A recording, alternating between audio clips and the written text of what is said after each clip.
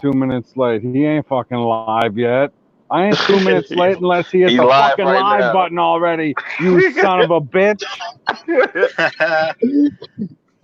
Come on. Don't Oh yell at shit, he that. hit the live button. I was right on time. You just got fucked up.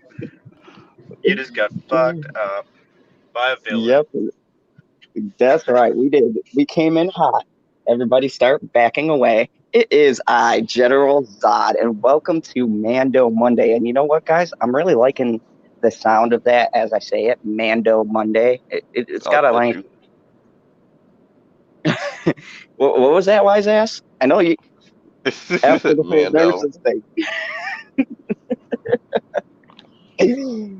Oh man, we're live here in the fandom zone. Welcome everybody.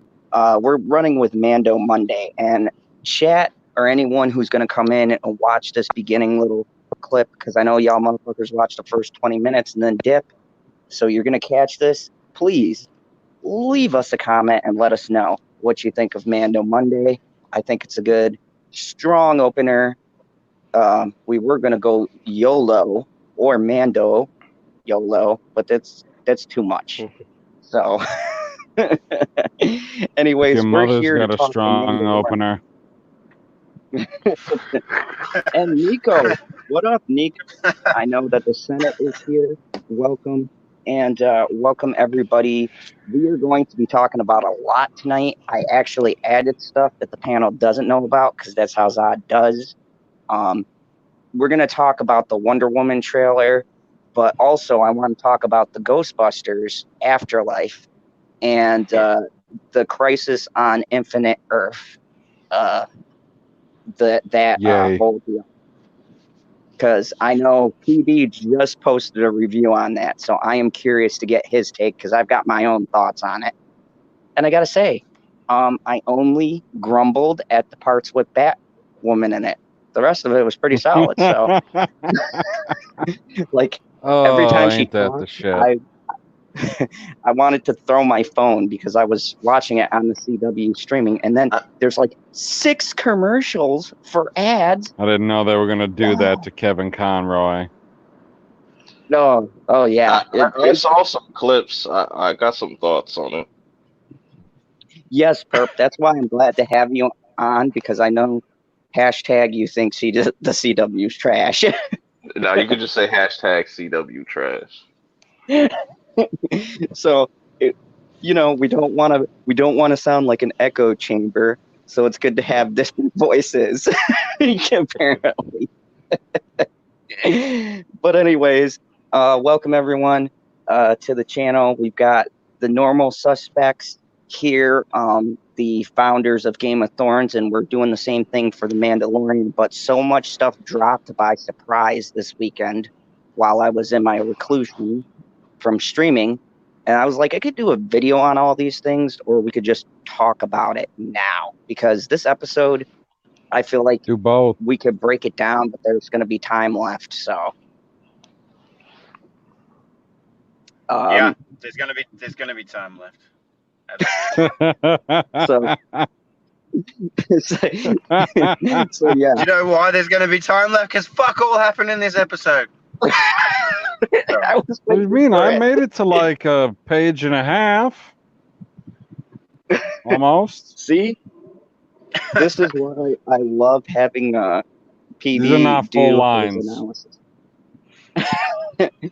So, I guess the appropriate thing to do is, being that trailers are trailers and they're short, and the Crisis on Infinite Earth was a surprise thing, and maybe not everyone watched it.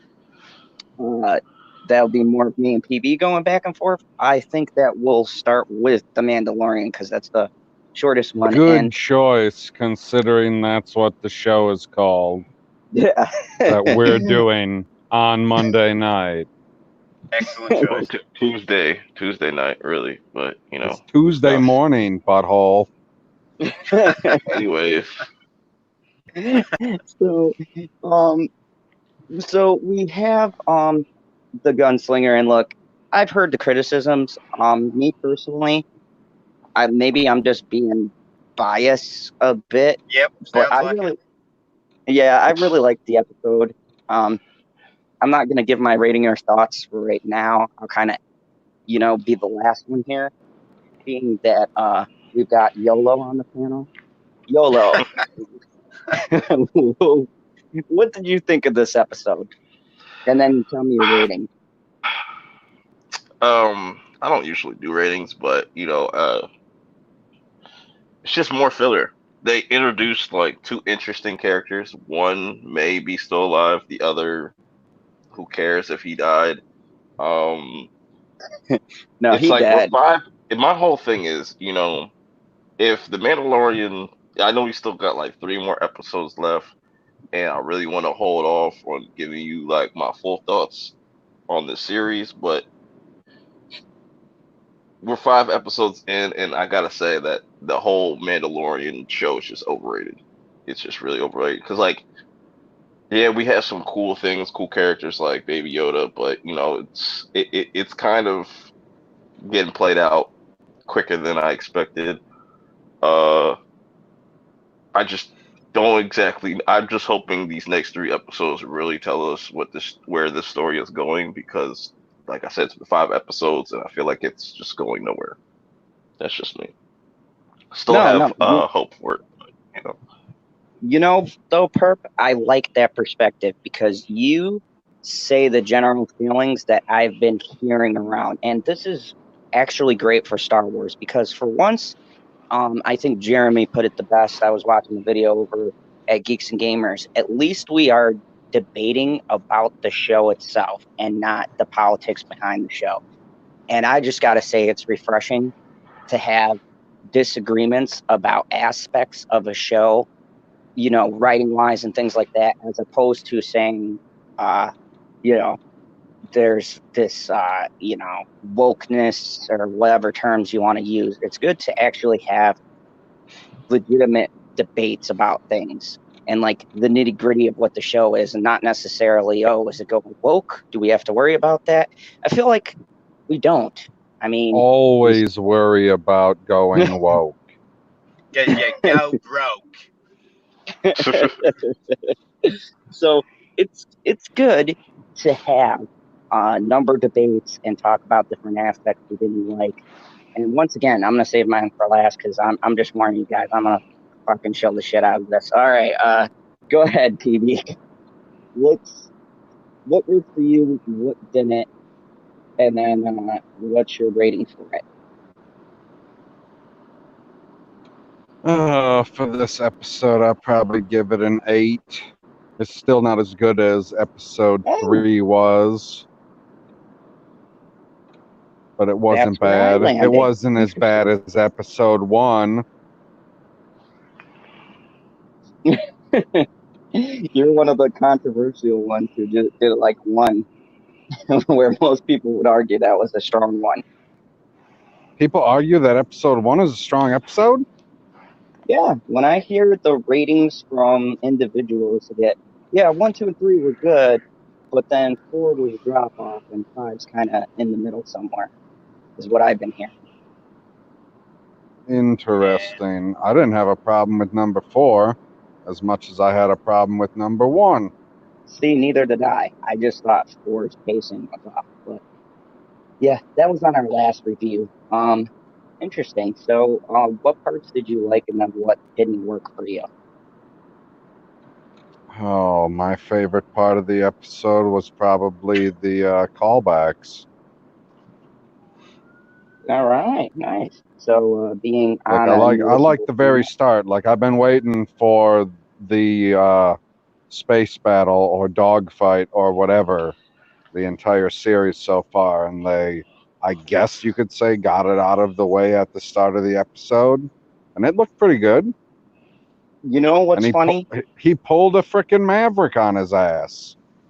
Thank you, PB. You know what's hilarious? I feel like you've watched my review because that was the first thing I highlighted was that dogfight. Like, some people said, oh, it was cheesy dialogue. I thought it was perfect. I thought that was like very, let's say, nostalgic of good old Star Wars back in the day, right? With fighter pilots, and then they deliver those lines. Yeah, I don't. Anyone who would say that doesn't understand what they're talking about? That doesn't make any sense. Yeah, I mean, I've Like it's not perused. it's his line. The guy stole it from him because he thought he was gonna get a good shot on him, and then boom, he hit the brakes, and the other guy flew right by. I love it. Yeah, I like that scene. That was pretty cool. It's like that's my line. Boom. That's very 80s. And then, oh, what was the other callback? There was another callback later that was hilarious. I can't remember what it was off the top of my head now. So I had to rewatch the episode to write some shit down. Nice, and we're gonna do a PB's notes section. Things are legendary. PB, if you don't know, check out my Game of Thrones or Game of Thorns playlist. And we've literally, like, that show, he had a lot more notes because there was a lot more issues. But he literally watched the episode like a brave soul for a second time. My thing about this whole show though, it's just like these episodes are way too short, and they just feel hollow when at the end of watching it. That's just me personally. I'm like, Ooh, I I didn't just, feel hollow at the end of watching this one. I mean, This was probably the one I was the most intrigued for.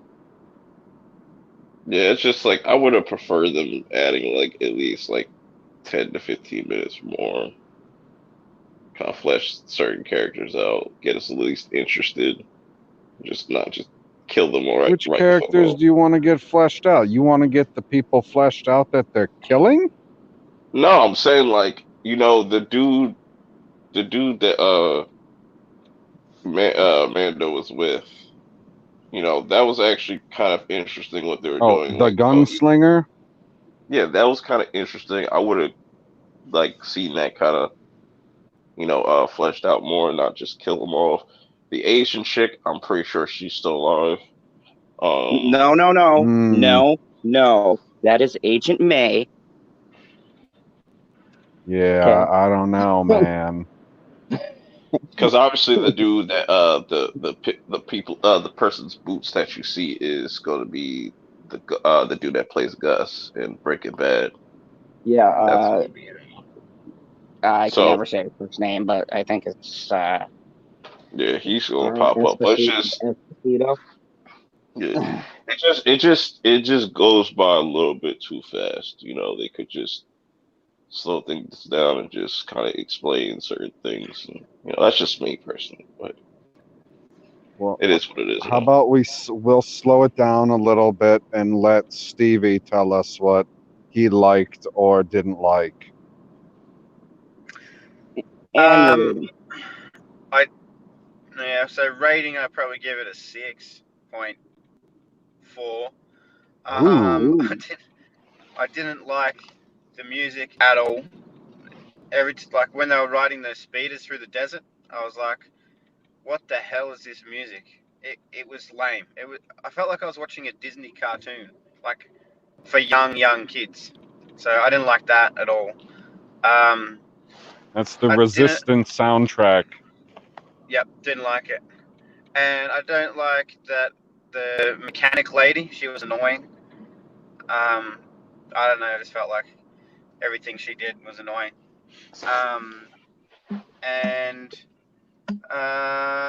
what else?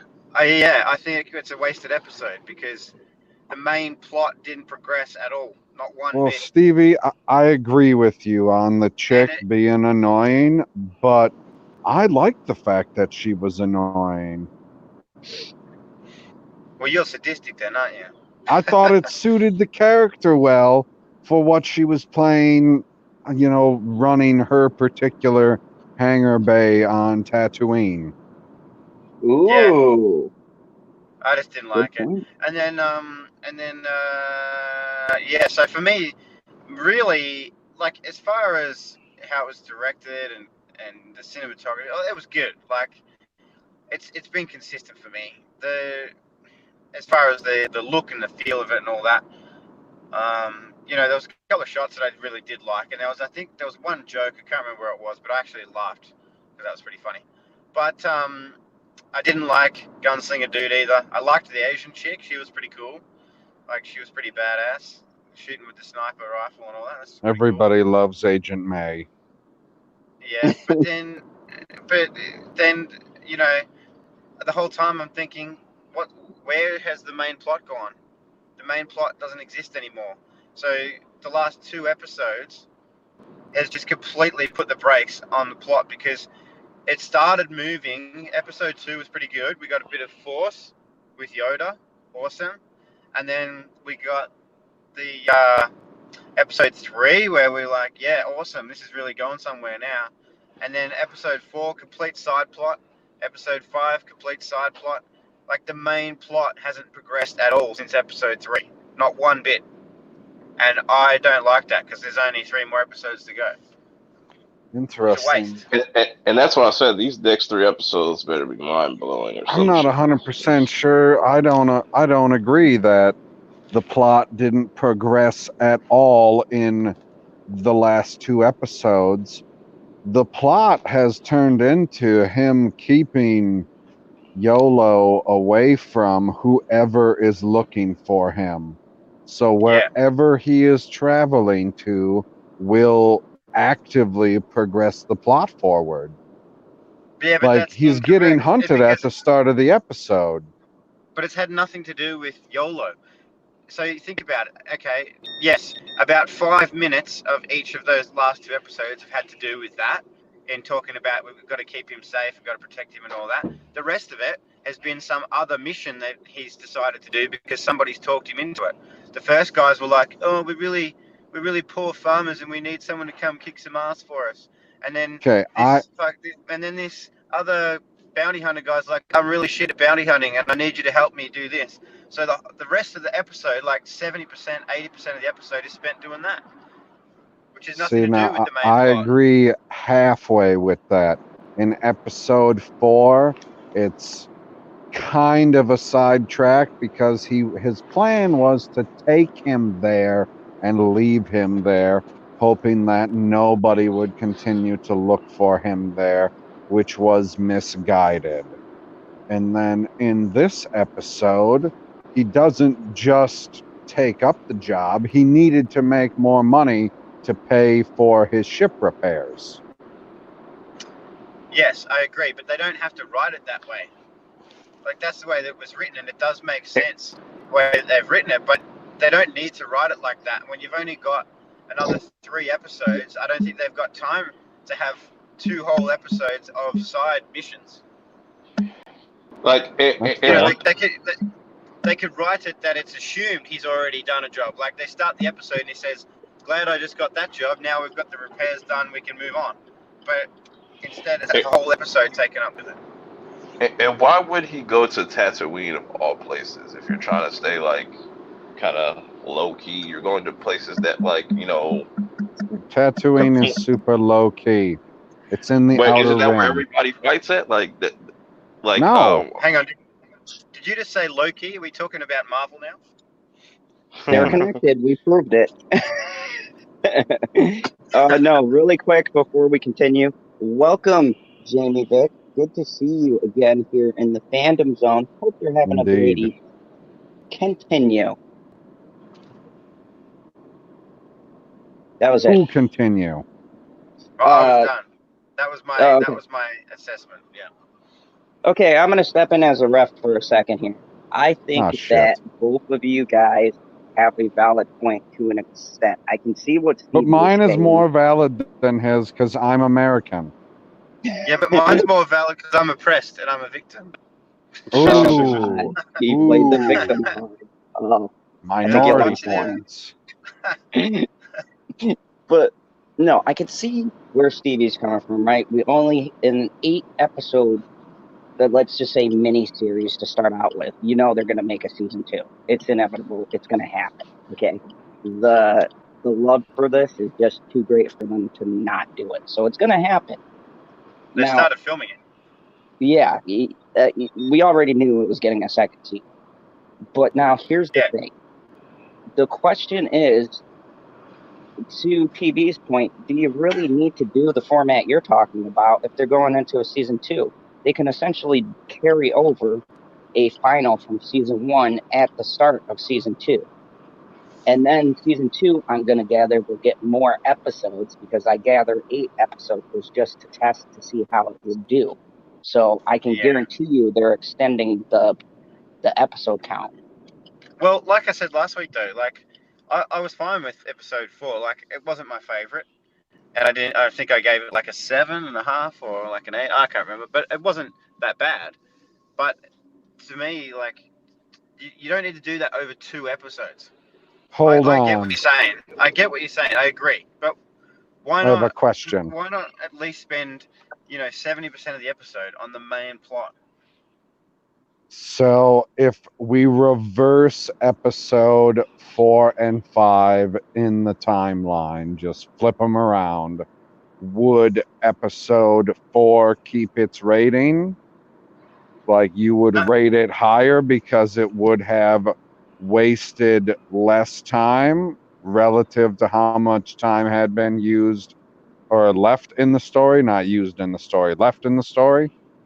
No, my ratings would stay the same. But I don't think this episode's helped by that fact. I mean, all those other issues I mentioned first is what gives this really the poor rating. I'm more just disappointed because I was really hoping to see some more episode 3 kind of progression, but we just didn't get that. I felt I was hoping for that too. I'm But going to say, apparently like, this armor is pretty fucking tough. Yeah, really tough. okay, I'm gonna get to that. I felt like this episode would have been better if they didn't off Toro. And why I say that is because one thing I don't like. Oh, that was one thing I laughed at real bad. Toro Snow, or my bad. He's on Tatooine. It's Toro Sandblower. Yeah, like I think that if they wanted to make this episode more relevant to Stevie's point, is that you do something where you let him live, because then you have someone who can be a foil to the Mandalorian. He's younger, clearly, than the Mandalorian. He's newer, and now you've created a sort of a rival for the Mandalorian. It gives his character a purpose, and that would in turn progress the story, because now you got this young cat who's like, oh, you're on the run from the guild, so if I really want to make my bones, I catch you before anyone else does, right? And then you have something towards the end of the series where the two face off. It's kind of like a test of skills. I like that he kills everybody all the time. See, I do, but I don't, because I think that's he doesn't let people go to come back and bite him in the ass. And one of my favorite scenes in this episode that reminded me so much of what Star Wars was when Toro shot May. I thought that was like probably the best scene in the episode. And that was a good why scene. why I say that is that's Star Wars. That's bounty hunters. I love how she underestimated the fact this guy's a young, hungry bounty hunter.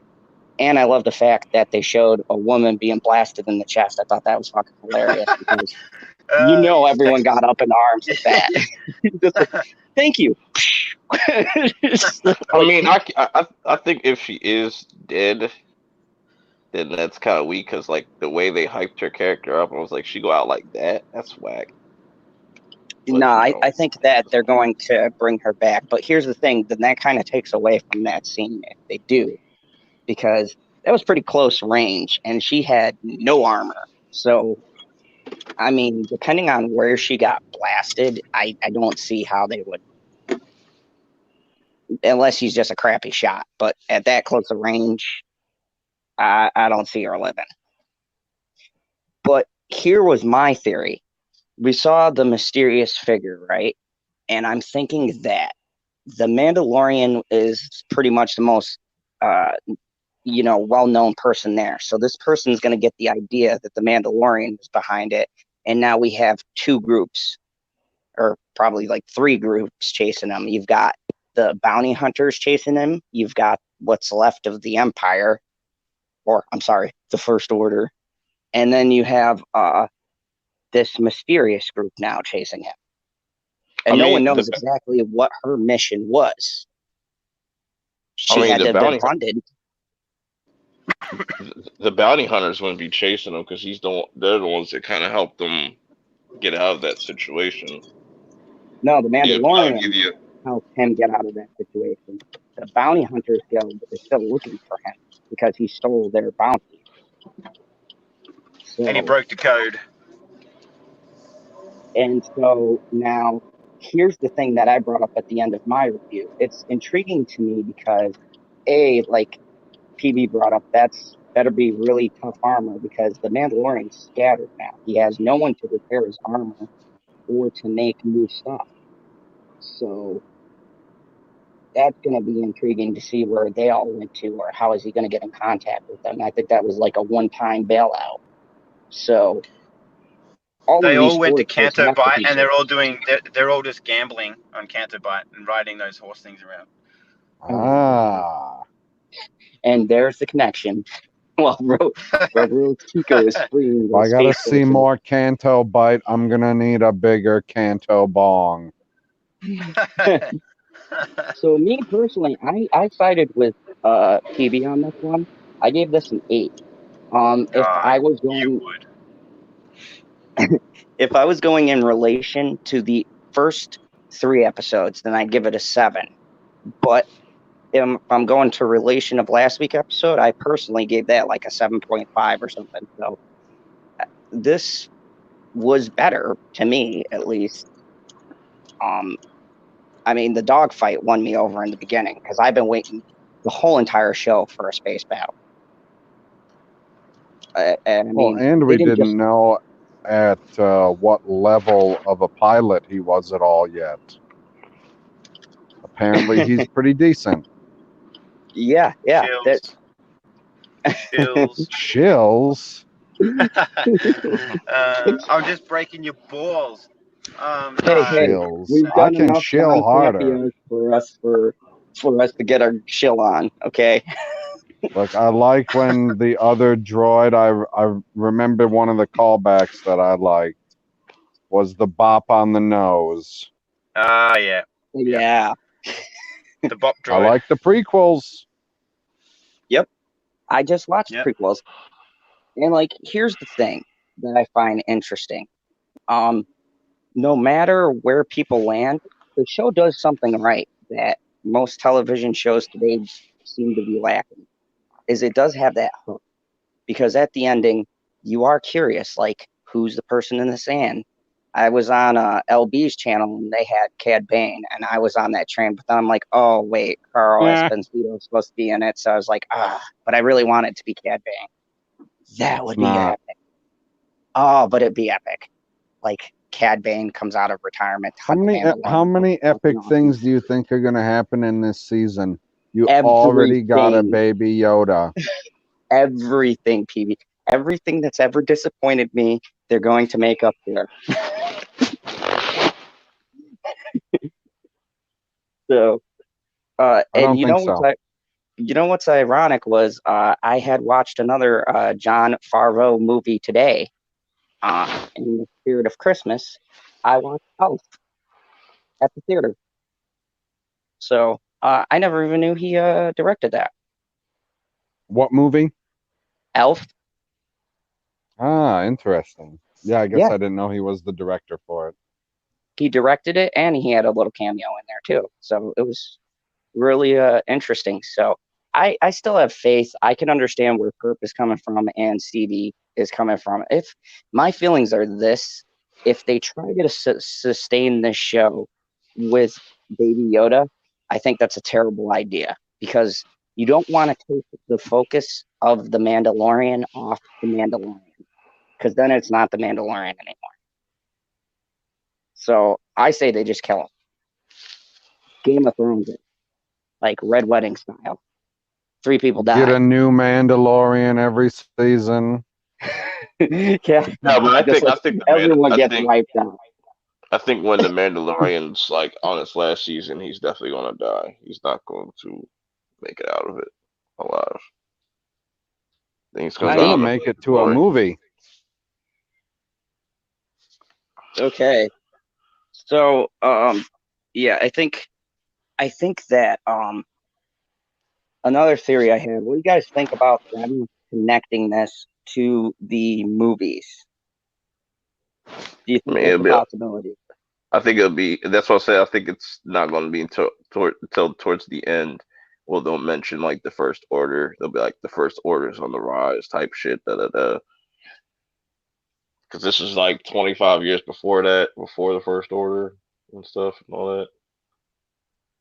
Yeah, I think we got a better chance of the show connecting to the movie instead of the movie connecting to the show. Yes, I agree. Although, how many people? You know what? Oh If they no, want to Stevie say, died. he was saying, he said in the chat his phone might die. And by the way, welcome Shellback, welcome Tommy, and Trey Courtney. To those I forgot, welcome.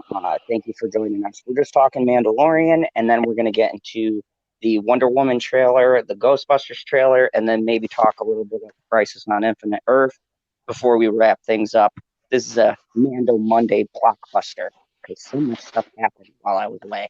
You, just completely now that I'm sidetracked, do you guys find it weird how whenever you don't do something on YouTube, all of a sudden stuff happens consistently? Like I'm like, yeah, I'm not doing anything on YouTube, just have my one interview, then I'm gonna chill. And then all What's these the stuff? trailers and, and tons of stuff just dropped, and I'm like, what is I going mean, on? I guess it depends on what you follow. Yeah, I follow too much. and it's the end of the year, so I expect them to start showing like putting out certain trailers for next year. Like I would still say I'm not as surprised to see a Wonder Woman trailer because it's a Warner Brothers product compared to putting out a Marvel product when you're supposed to be making this push towards the Rise of Skywalker. I would have thought that they would have put all of their new Disney, Pixar, whatever, anything that's under their giant Mickey Mouse fucking glove umbrella company now, they'd put it all out at the movie for No, new stuff. this makes total sense, PV, because I can tell you what they're going to do. They're going to have, if I had to guess, another version of the Black Widow trailer, probably different for the Rise of Skywalker. They're going to squeeze it in there in the beginning. That's probably why they released this Interesting. trailer now. That's what these companies do because they want to start promoting stuff for next year. So, being that Rise of Skywalker is I coming mean, out, I would squeeze into Black Widow. as we all would. Like, um, you know, I mean, I was just like, yeah, that's, yeah, can't wait. So, so what do you guys expect for these last 3 episodes of The Mandalorian? Um, Oh personally, man, what do I expect? I expect more people to die. yeah, episode Like they're 3. killing people in every episode, whether it's the individual that he's collecting or somebody on the sign randomly. Like they killed a lot of people in episode 1. They killed a lot of people in episode 3. I mean, they killed a lot of people in episode 4 that you don't see. And 5, they killed one person. and, 2. and to What do add you to mean that, they killed one? They killed. What do you mean one person? They killed 2 people. Well, the we don't know if Mandalorian, Moon is dead Dude, she the is man, dead. the Mandalorian killed a lot of Jawas in episode 2. Oh, yeah, that's Yeah, right. Yeah, episode 2 he killed the Jawas. No disintegrations. He's disintegrating people all over the fucking place. He needs to bring that fucking thing back. I want to see more disintegrations. Yeah, that yeah. Because they that's look pretty dope. bitchin'. That can make up for the lack of blood. I see what they Like, did there. whatever effect that they use to make that happen is perfect. That's how like Yeah, the Avengers should have gone. It should have been looking like that, like poof, just disintegrate. Yeah, instead yeah. of my feet disappear before my fingers. I don't feel good, Mr. Stark. I'm not gonna lie. I'm not gonna lie. Howland choked me up a little bit on that scene. I'm just that's the Oh most my emotion god! Like That that was, that's you that was one can of the good. ever get. worst parts of the entire movie. You just Nah. don't have a soul, PB. Well, maybe. Yeah. I mean, come on, that whole scene. That is If you want to see a grown PB cry, you know, if they stay killed tuned off for this. YOLO, I'm pretty sure PB would cry. Like That would he'd not be be trying acceptable right now. to, he'd be tears of rage. Like he's got to go full dark side before they kill him. Oh, Like I little can't YOLO. control my power anymore. Oh my God, YOLO just I just snapping, want to controlling see everybody.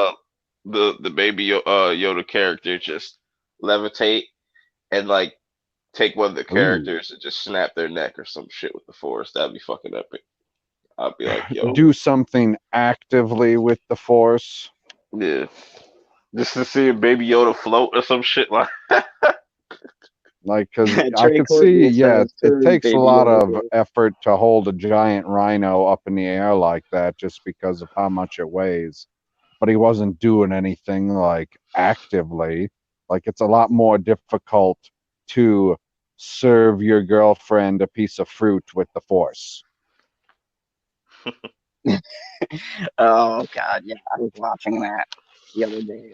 I went back through and I watched all of the prequels, and I said, "Yep, Attack of the Clones still as terrible as I remember."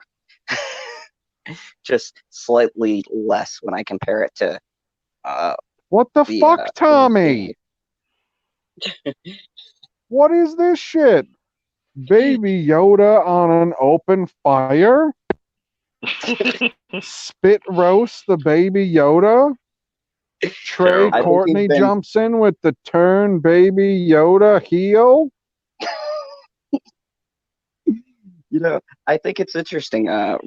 Ryan Kennel's really getting some traction with this kill Ryan baby Yoda. Kennel's something. He reminds me of like a character off of King of the Yeah, Hill. he's a character. Thank you for saving me, Perp. Ryan Kennel is a character. Who's that dude that be he just like mumbles and stuff on Boomhauer? yeah, Boomhauer. That's who Ryan Oh, Send it- I need the Senate to make that meme. Like be Oh like my this is Ryan god. Kennel. Oh oh, man. That's that's good shit. it's Make me great. that meme and tag everybody in that. Make that meme happen. That'll be excellent. I will enjoy that meme thoroughly. It'll So be almost as good as the candy corn one. The LB you know, one's hilarious. I can't get over You LB. like some pudding pops? now, here's something interesting. Uh, I feel like this show is been good for the fandom in a sense that we're all arguing about what we used to argue about. Because when I was watching it, and I'm like, oh, here we go with the EU stuff again. I just want to say, look, EU people, get off your high horse. None of it's canon. Okay, none of it is canon. Um, I don't Well, think they're they did. using EU arguments like they hold water. All right. It's like Somebody said I, EU, I laugh. they're like they're like, oh, it rapes the Oh, Mandalorian's and they rich say history. EU, I go, yeah, I've watched Rebels.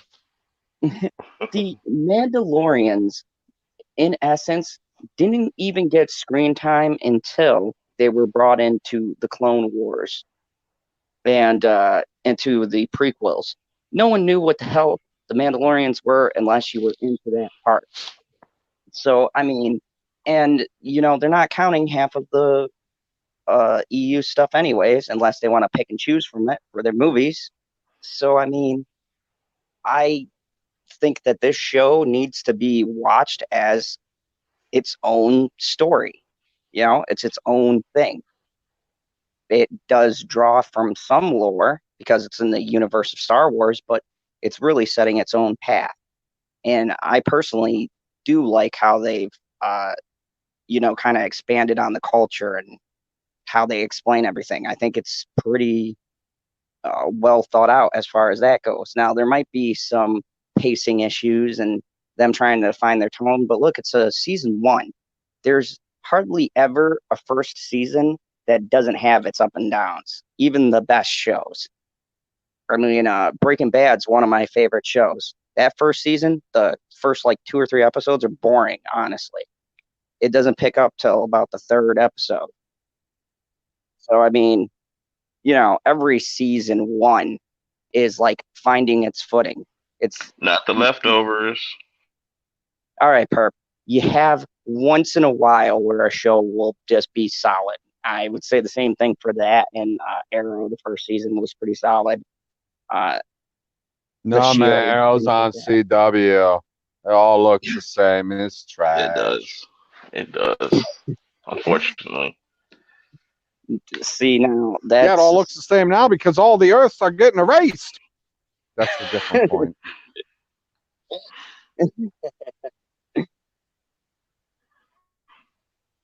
Thrawn was fucking retarded in Rebels. Yes, Senate. I have mixed feelings about that. I think I didn't mind Thrawn in Rebels. I just How don't do you? like... Whoa! No, I don't understand how Senate's gonna say, "Let us all agree Thrawn was fucking retarded in Rebels," and then switch it up by saying, "Okay, fine, he's a fucking idiot." How is that better than being fucking retarded? Because I guess idiot is just like... I don't know. I got nothing. Like, those are equally terrible in the sense of somebody that's supposed to be a military genius. The Senate... Oh, Tommy said, oh, go ahead.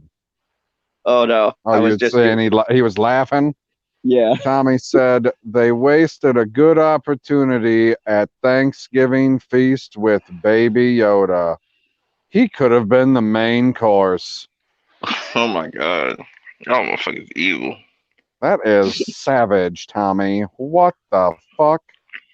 Y'all Like, really... I thought this was, like, I read half of it thinking, oh, Thanksgiving is in the middle. This will be something that'll bring people together. You know what doesn't bring people together?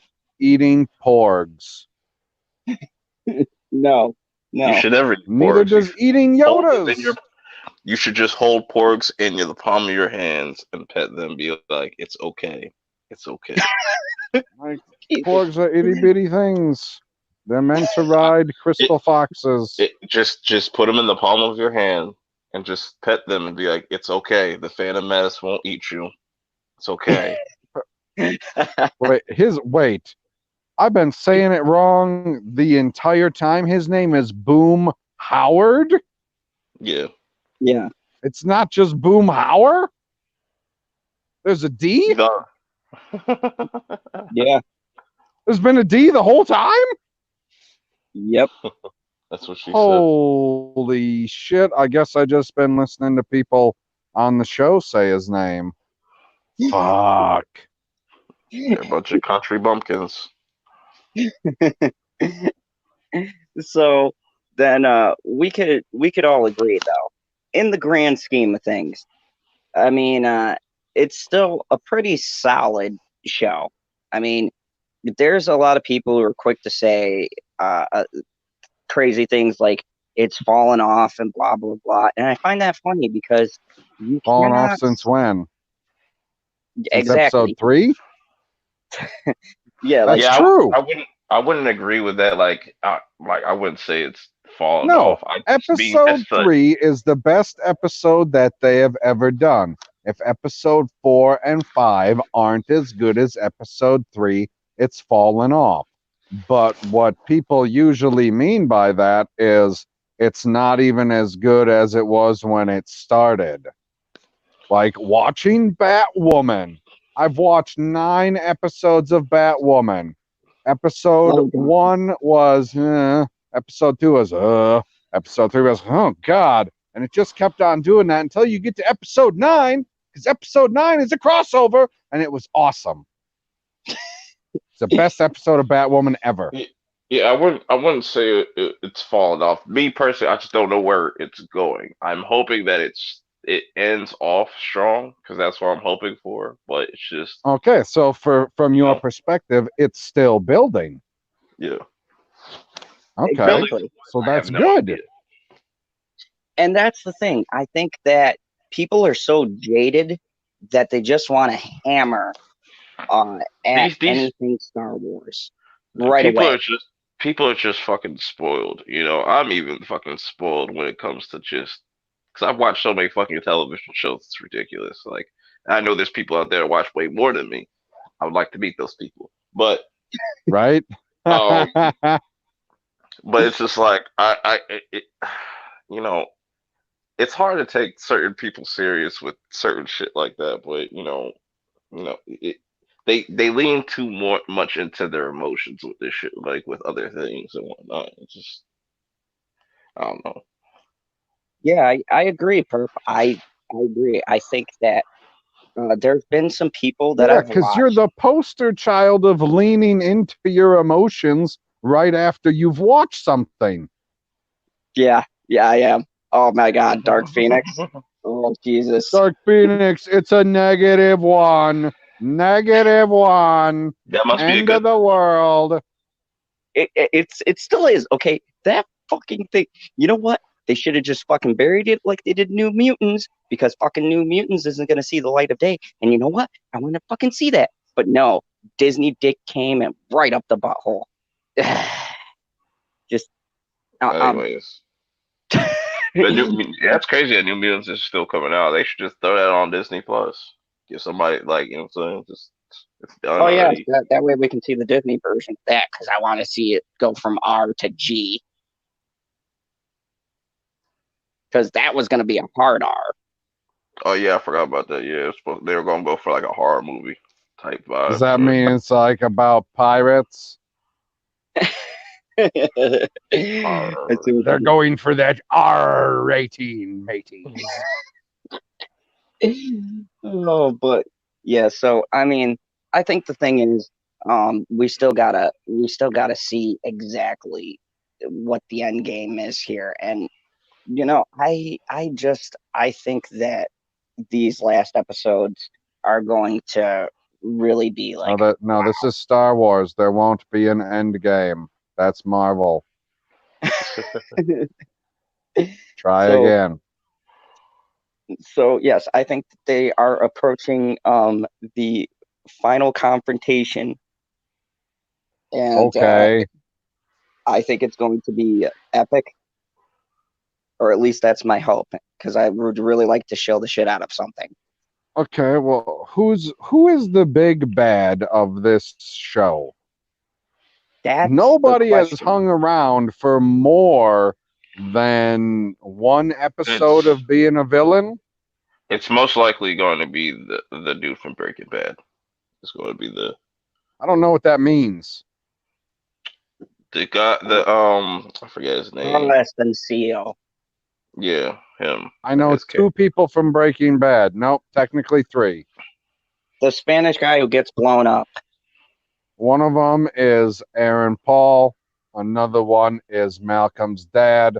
Another Bryan one Cranston. is Saul. But there's also a Latino No, slash no, black I don't character. know the other ones. You can't tell me what I know. He's the guy who runs the chicken place. Hold on.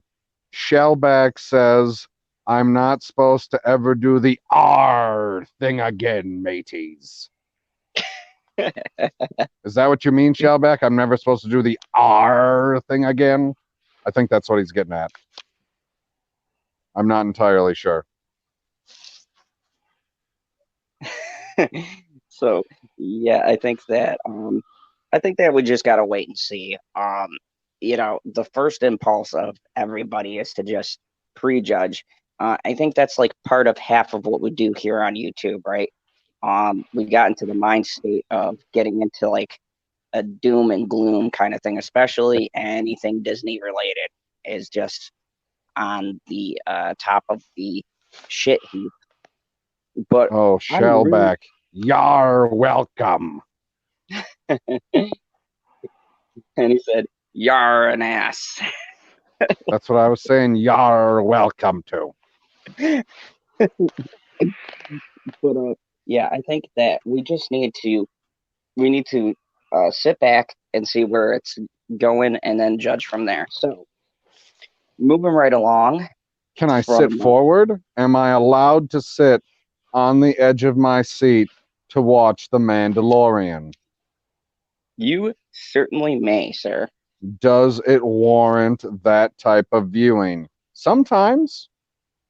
Yeah. I mean, there are some good moments. There's some moments we can all pick out in each episode. So, I mean, the show has a lot of potential. And I think it's going to do great things. It's going Yeah, to it has a depend on lot the of writer. potential. And then sometimes they put the telescope up to their Cyclops eye. You really don't like that. It's real fucking grating. Because So, either you don't have to put it in the proper position for where your normal human eyeball would be, or you do. Like, it just has to be consistent, just one or the other. Because if it is like what these wacky EU people tell me, that the Mandalorian helmet's supposed to have some 360-degree viewing field around it, why doesn't he put the fucking telescope up to his ear?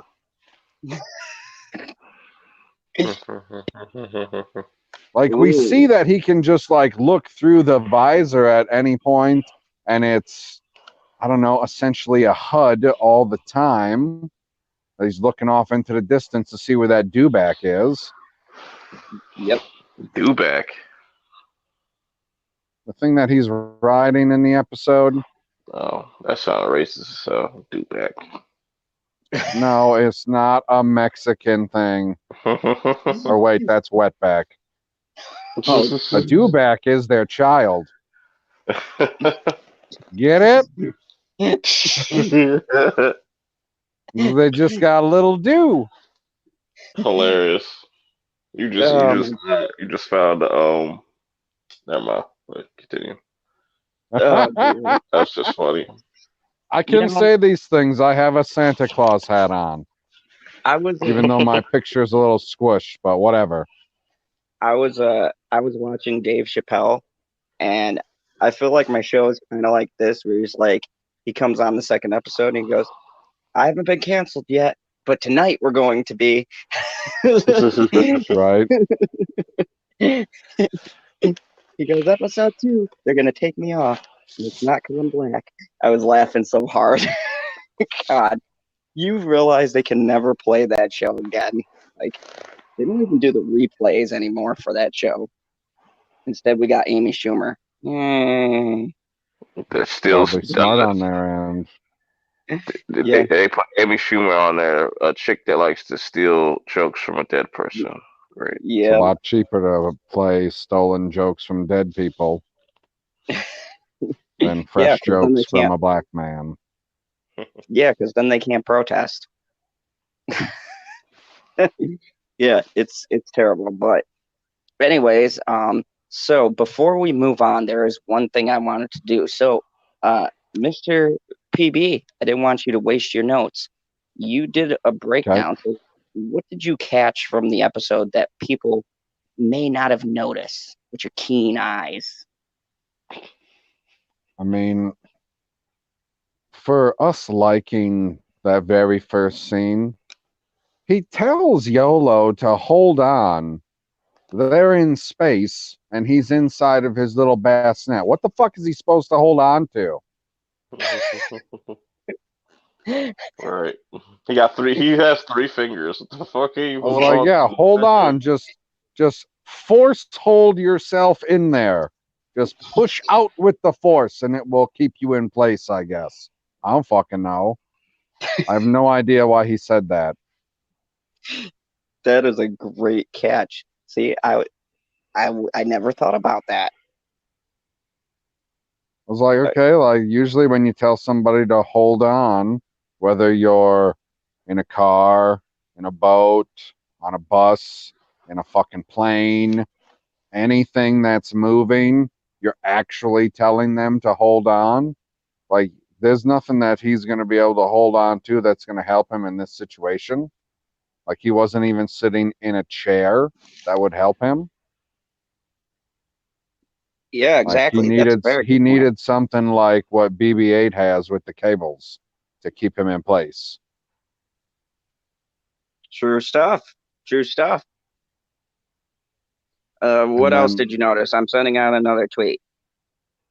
oh, right after they got through the dogfight, they got to talk about fuel again because they got to remind us that there's fuel in Star Wars now all the time. Ugh. I don't know why, but that's a thing now that they do. Can you explain it to me? I, honestly, I was always under the assumption.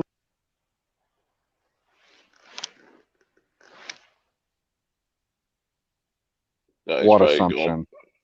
Did he die? No, it's just whenever he goes through another page or something like that on his phone, his audio cuts out. Oh, he hit the wrong button. I was always under the assumption that Zod was going to figure out how to work his own tech, but that's asking too much. He figured out how to screen record. I see that on his Twitter. Oh, geez. He got some screen recording apps going. When did that happen? Nah, the newer Samsung phones they got it built in now, so you don't got to use third party apps. Oh, Yeah. okay.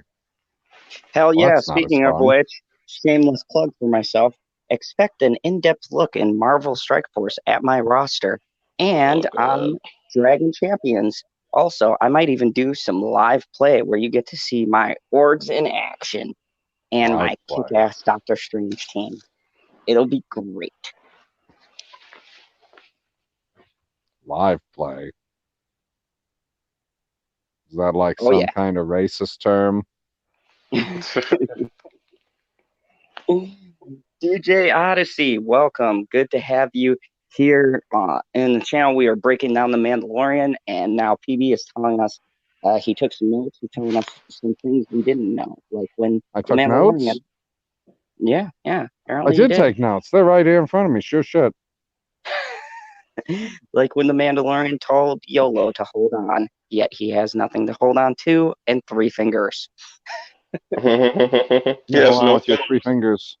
He has no thumbs. Like, Or, well, does he have no thumbs or does he have three thumbs? good point. I don't know. It's one or the other. And I Like, how didn't does Yoda? know, like, is it a callback to go to this Bay 3-5? I couldn't remember if that was some kind of callback. Yes, if I remember correctly, and I just want to verify by watching the original Star Wars, I believe Han Solo's ship was in that very docking bay, the Oh, Millennium Falcon. well, Easter egg then. Yep. Cool. See, I pay attention to things. Finally. How long did it Yeah, take? you know, couple months here and there, people screaming at me. I'm finally looking at the chat. Screaming. That's what we were doing. That's correct. Um, yeah. So, what other things did you pick out of the episode? After that, what was it? He lands in the hangar bay and then decides, since it's worked out so well every other time, to just leave YOLO in the ship unattended. Yeah, that was Yeah, Every that. smart. time that he leaves him alone, he walks away. Every fucking time. I don't know why he thought this would have been any different. Well, I was under the assumption he was like, "Oh, I closed the door, but Force user, doors aren't that hard for them to open." Right. So, yeah, I was waiting for him to walk out on the platform. I go, yep, there it is. That'd be funny as if he was walking, he accidentally trips and rolls down the little walkway. That'd have been pretty funny. There we go. So subtle comic relief. That I would have appreciated.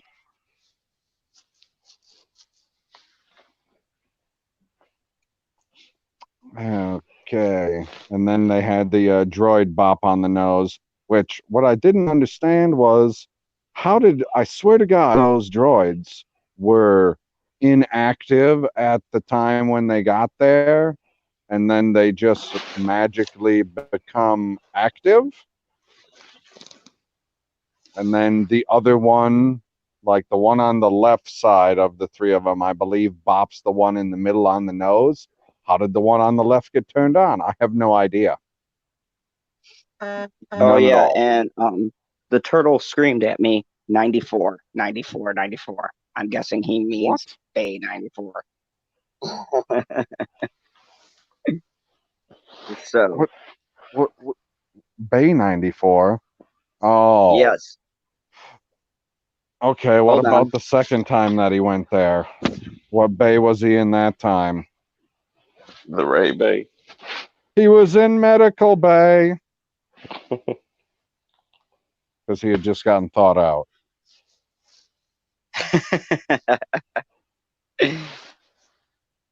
Oh, Nice. Senate said 95, and then Tommy said 94. Well, we've got to Google. So oh wait, I And can't then Google while Shellback I'm said, StreamYard. "Your mom's bay." Oh, pulling out those classic jokes. My goodness. So what I found next thing that I thought was very interesting, if not a little stupid, the the chick who's running that docking bay or whatever landing platform, fucking A with the numbers, people. Dear God. She takes 500 credits. Since when are credits good on Tatooine? That Like, if that credits I weren't good there in the prequels, why would credits be good there now that the Empire's been disbanded and they got stormtroopers' helmets on spikes? yeah, that that puzzled me too. I didn't say it in my thing, but yeah, you're right because I had just gotten done watching the prequels, and they specifically state Republic credits are no good here. Ha ha! No, does the whole laugh. Yes, I know what Watto does. So yeah, that makes No, no. they won't. Waving your hand like some kind Credits of will Jedi. do fine. No, they won't. But anyways, um, yeah, I found that interesting because, like you said, if the Empire was in control of the Republic and Republic credits still weren't there, just because the Resistance or the Republic takes back the uh, galaxy, doesn't mean that the currency still, is good. So yeah, that baffled my mind too. And also too, I noticed there's a big barter system in Star Wars, right? And like they do a lot of trading of other things. So yeah, that whole part didn't make sense. Like I would have thought he would have traded something else or had some Right, kind of like other he's form of credit.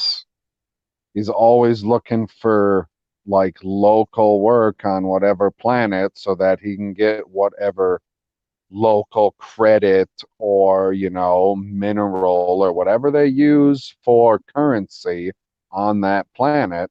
That's what he's trying to get. Jamie Vick They, said, they, credits worked on my tattoo. they don't have Dyfus in a galaxy far, far away. You know, like they don't got like a thing for that. Probably not. At least that would be my guess. He definitely didn't So who feed. knows? Who knows in this new, not so far away galaxy? Everything's We'll around the have that corner. 7-Eleven on the corner here pretty soon. Yeah, yep. Don't don't worry. There'll be a Starbucks in every cantina. God. Oh no, maybe I'm getting my universes crossed. That's only in medieval times we're gonna see a shitload of Starbucks.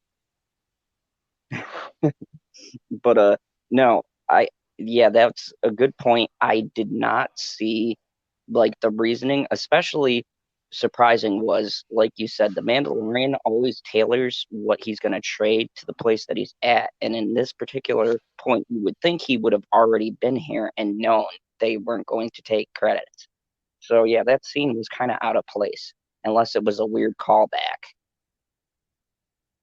I don't know. I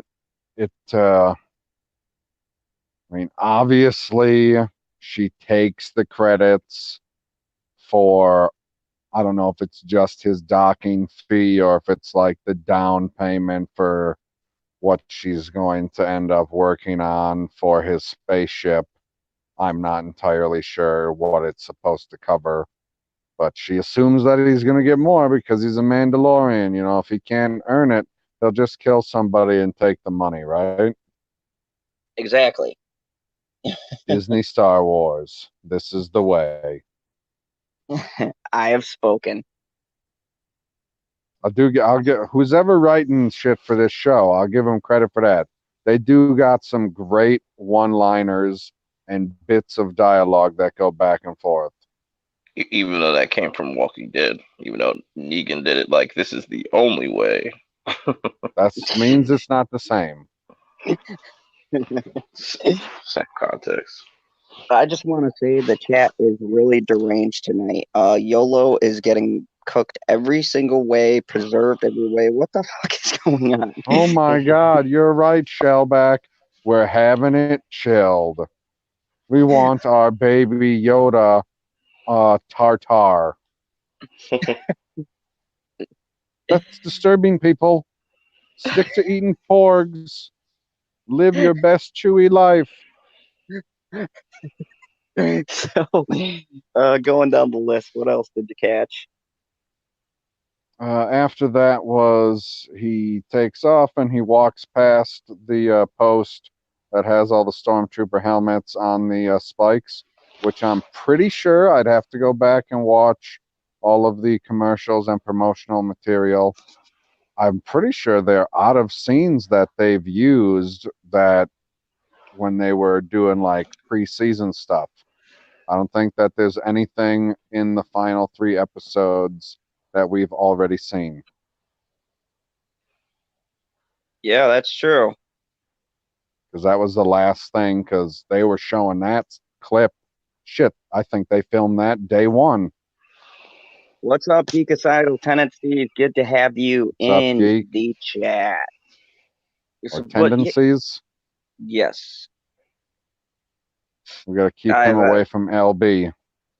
They'll show him the way to cut down the street instead of across the street. Oh, wait, So- geekicidal, not suicidal. My mistake. That's fine. No. Corrupt him with your geekness. So It will stave off the suicide. it will make him a less lonely man. I do love what he said. What's the haps, movie fans? The happening is we're talking about a TV show. We Or have so no do streaming parallels. shows count as TV shows? Like, do we have Yes. to change what the fuck we're going to call stuff now? No. Okay, thank God. I ain't doing that. But now that you put it into existence, you set it into existence, it might happen. Like, the LGBTQs, just imagine when it used to be just L's. NG. No, LGB. just L's. There were no gays coming out of the closets yet. They didn't So- make that version of pornography yet. Oh God. And welcome to the channel, anyone new who may never come back. I swear we are talking about The Mandalorian. Right. I mean, you always want to have a little bit of pornography in your Disney Star Wars, don't you? Well, I mean, let's go back to Little Mermaid. There were, gold dicks on the gates. That's a thing. It Sure. happened. You can't, Disney, you can't erase old school memory. We remember this shit. We remember No, when but you they were can, racist. you know We what they'll remember when do? you were They won't sexist. erase it. They'll put something over the top and they'll just call it a McClunky. And Toriel G, what's up? What's up, Toriel? Oh, Good yeah, to she have showed you. up just in time to hear me talk about some ridiculous shit. That's how it normally happens. She's like, Mandalorian Yep. Monday. And then we're talking about gold penises. What? So, moving right along from our shame. So yeah, that scene, it didn't feel okay. I'm gonna say it didn't feel You mean the scene like of him walking? The one the that they scene of pulled him. straight out of Game of Thrones? Yes, I was just gonna reference that. It didn't feel though that scene where he's looking at the helmets were superimposed. Like some of the scenes in Game of Thrones felt like they added it in there. That just felt like Oh, the okay. natural progression of the scene, and they Well, I mean, clipped he's it got to get like a across show script. town. Yeah, I mean, it felt like we were seeing the rest of the scene. Game of Thrones felt like we were getting a scene that was never there. I mean, it's a huge difference, I feel, in the way the scene plays out.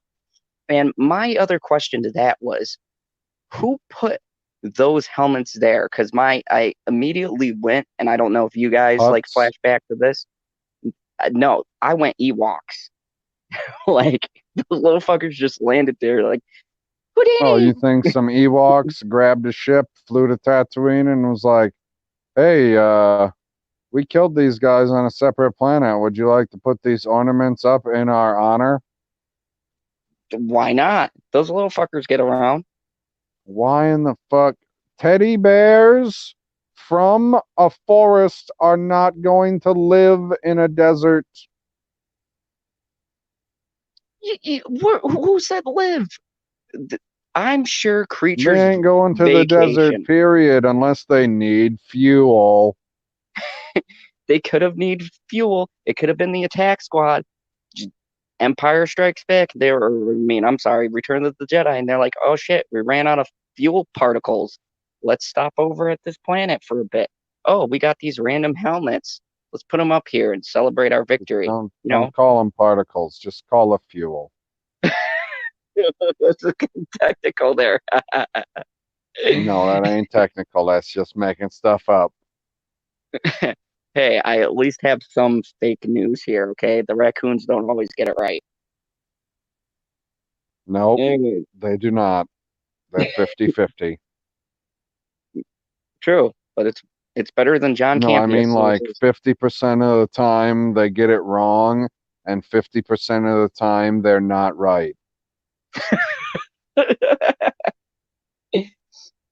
Okay, so moving on from the helmet scene, did you pick up any other gems? Oh, I mean, I'm only halfway through the first page, guy. All right, let's continue on. Now, correct me if I'm wrong, but in the original Star Wars, is it? They say that droids aren't welcome in the cantina? Yep. So then when the Mando goes to the cantina, it's full of fucking droids. Yeah. Like And littered in fucking droids. did anyone else pick up on the fact that there was like nobody there? Now, this is like one of the most hopping places, no matter what movie that Tatooine is in. This is supposed to be like No, the Mos Eisley is central supposed hub. to be one of the big cities on Tatooine, right? Yeah.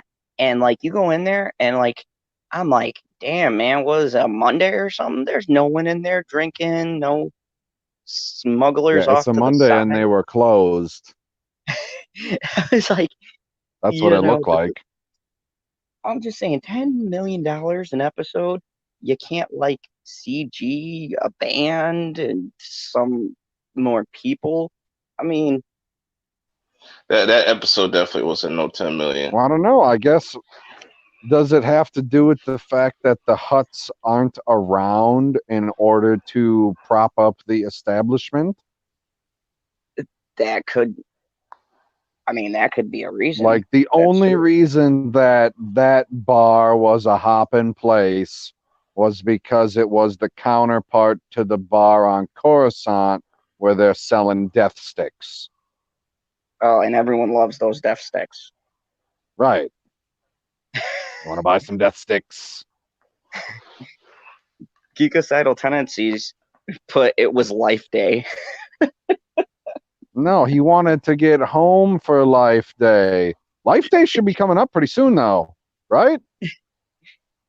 Like, Toriel, I don't know for a fact. I wonder if they're going to do it now that they have a, like, real Star Wars show. It's not animated or anything, and they've already referenced it. Are they going to do a Christmas episode?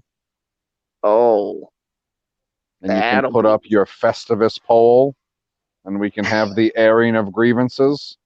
That'd be funny. Yeah, I don't know why the Christmas episodes are in such contention. It's like those are supposed to be fun. Just everyone lost their collective shit. It's just like you had such a big split. Like some people hate it, some people think they're the worst ever. What? Like the Christmas episodes, man, caught so For much any flack. show? Yeah, in the Star Wars universe, I've heard people say it is the most Wait, there are horrendous. Christmas episodes in the Star Wars universe of TV shows? There's a Christmas episode on Rebels? What? No, I meant the special. That's the big one I always Oh, hear the reference. Like, special. yeah, The the Christmas. Star Wars Holy Day special. Yep. Well, you confuse me when you don't say holiday special. I Hello, refuse. Nerd Fun. What is up? The Triple Bear is in the chat. Good to see you, Triple Bear. Welcome. We're talking Mandalorian, and PB is giving us his great insights, catching some things we didn't. I noticed how empty the cantina was. We do have a good theory that Jabba the Hutt's no longer there, so it's not as poppin'. I'd be willing to buy that because look, like you said, most of the smugglers and even Obi-Wan referenced it. Remember when he said the scum of the uh or he said like there's no greater place for scum and villainy in all of the galaxy, right? All went to Mos Eisley to the cantina to get jobs, flex their muscle, things like that. So if Oh, I'm you so eliminate, glad that you brought up going there to get jobs. Because that's the next thing, yep, is he's getting that job from the gunslinger. yeah, And after he, I guess, decides to go after Agent May, he smashes that fob. How do these fobs work? Because I thought the fob is supposed to track the individual. that's what I assume too. So then how the fuck are they supposed to know who to bring in? You know what? Like, I unless the wish. person says, like, they're getting served papers and they're like, hey, are you Agent Melinda May? And she goes, no. And you go, well, fuck. Like Colson, we gotta wrap this up. It's not her. She's like, damn, multiple universes. Right, and We I'm gotta going to go keep to Earth calling her 6. Agent May because I don't remember her name in the episode. Me neither. And I Not stole a that from fucking LB. thing. He goes, I'm just gonna call her Agent May. I was like, that's great. I'm gonna use that. What did they expect us to call her? Like, she was your actor. You had her for what, 6 seasons so far, or is it 7? I don't 7. remember how many that they've been on Agents of Shield, but she's been there the entire time. We're supposed to all of the sudden in one episode picture her as somebody else, and you're having her do similar things. Yeah. Like, oh, she has a Star Wars scope. Oh, yeah, because that'll make me not think that it's Agent May. Try again. And then she starts fighting, and I go, "Oh, that's Agent May." Or better yet, she's fucking Chinese. Pick another one of the 500,000,000 chicks that you got to pick from. The pool is not small. In fact, it's so full it doesn't even have any water in it. It's just got people.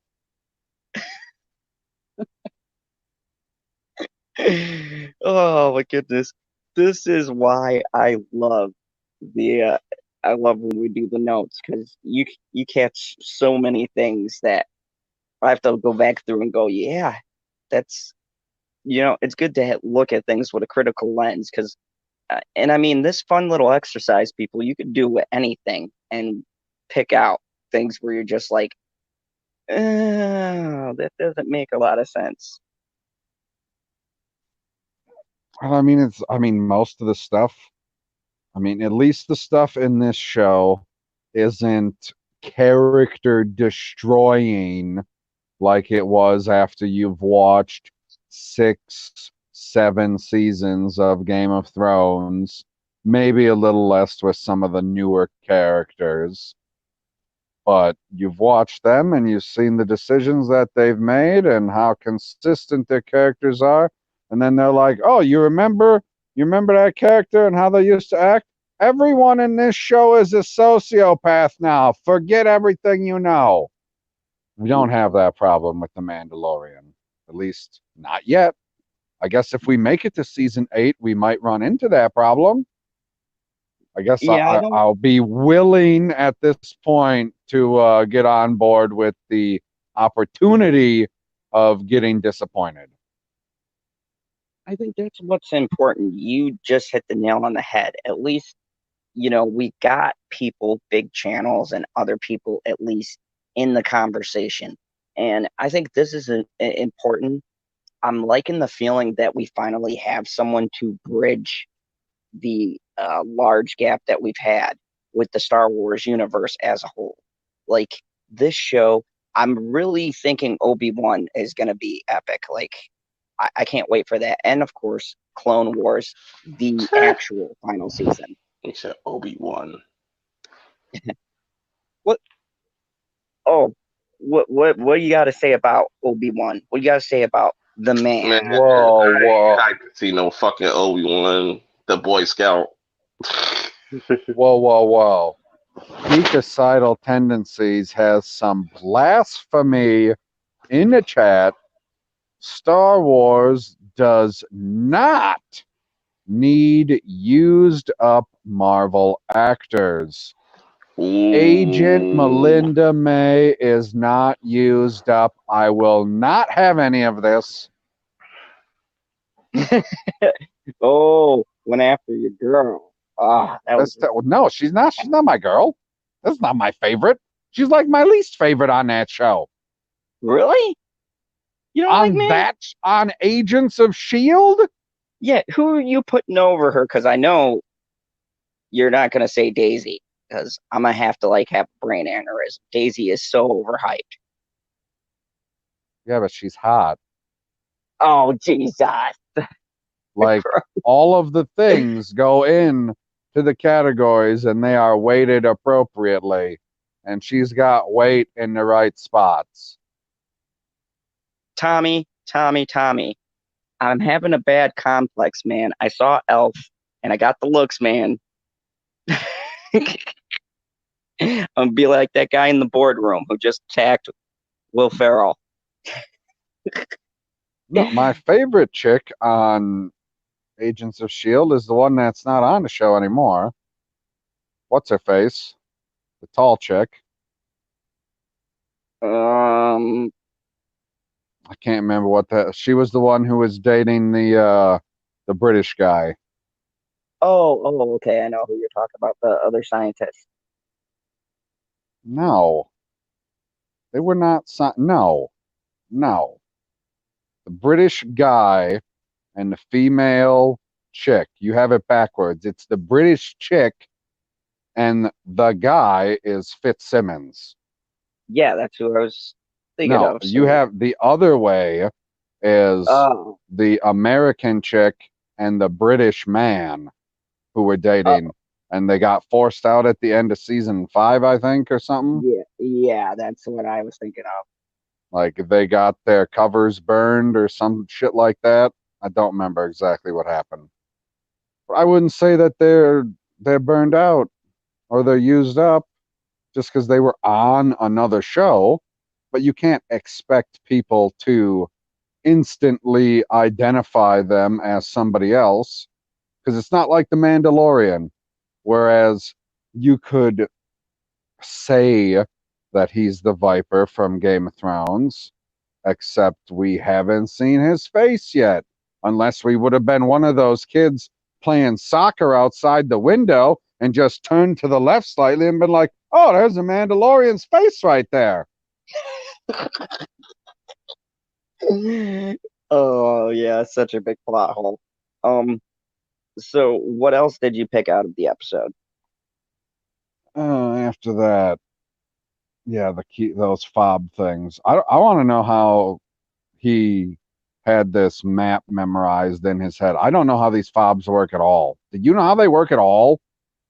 No, because I thought to memorize that, I thought the puck was the thing that showed the person and like maybe a map of where they're located, and the fob was a specific tracker, like one of those Yeah, annoying no, yeah, beacon the things. fob thing, the little tracker with the red light on it, and it's got like the little antenna thing, and they've smashed like 2 or 3 of them in the show at different times. Yeah, that thing, the tracker.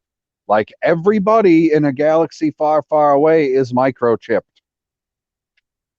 Yeah, so yeah, that and they that can is just a big track people through hyperspace. Motherfuckers. But yeah, yeah, after so that that, Mandalorian, he gets that job. He returns to the hangar and gets scolded by the lady for leaving YOLO in the spaceship all alone. Because you can't just leave your kids in a room by themselves when they're 50 years old. no, no, you gotta leave them with something. I mean, You got to bring your 50-year-olds with you.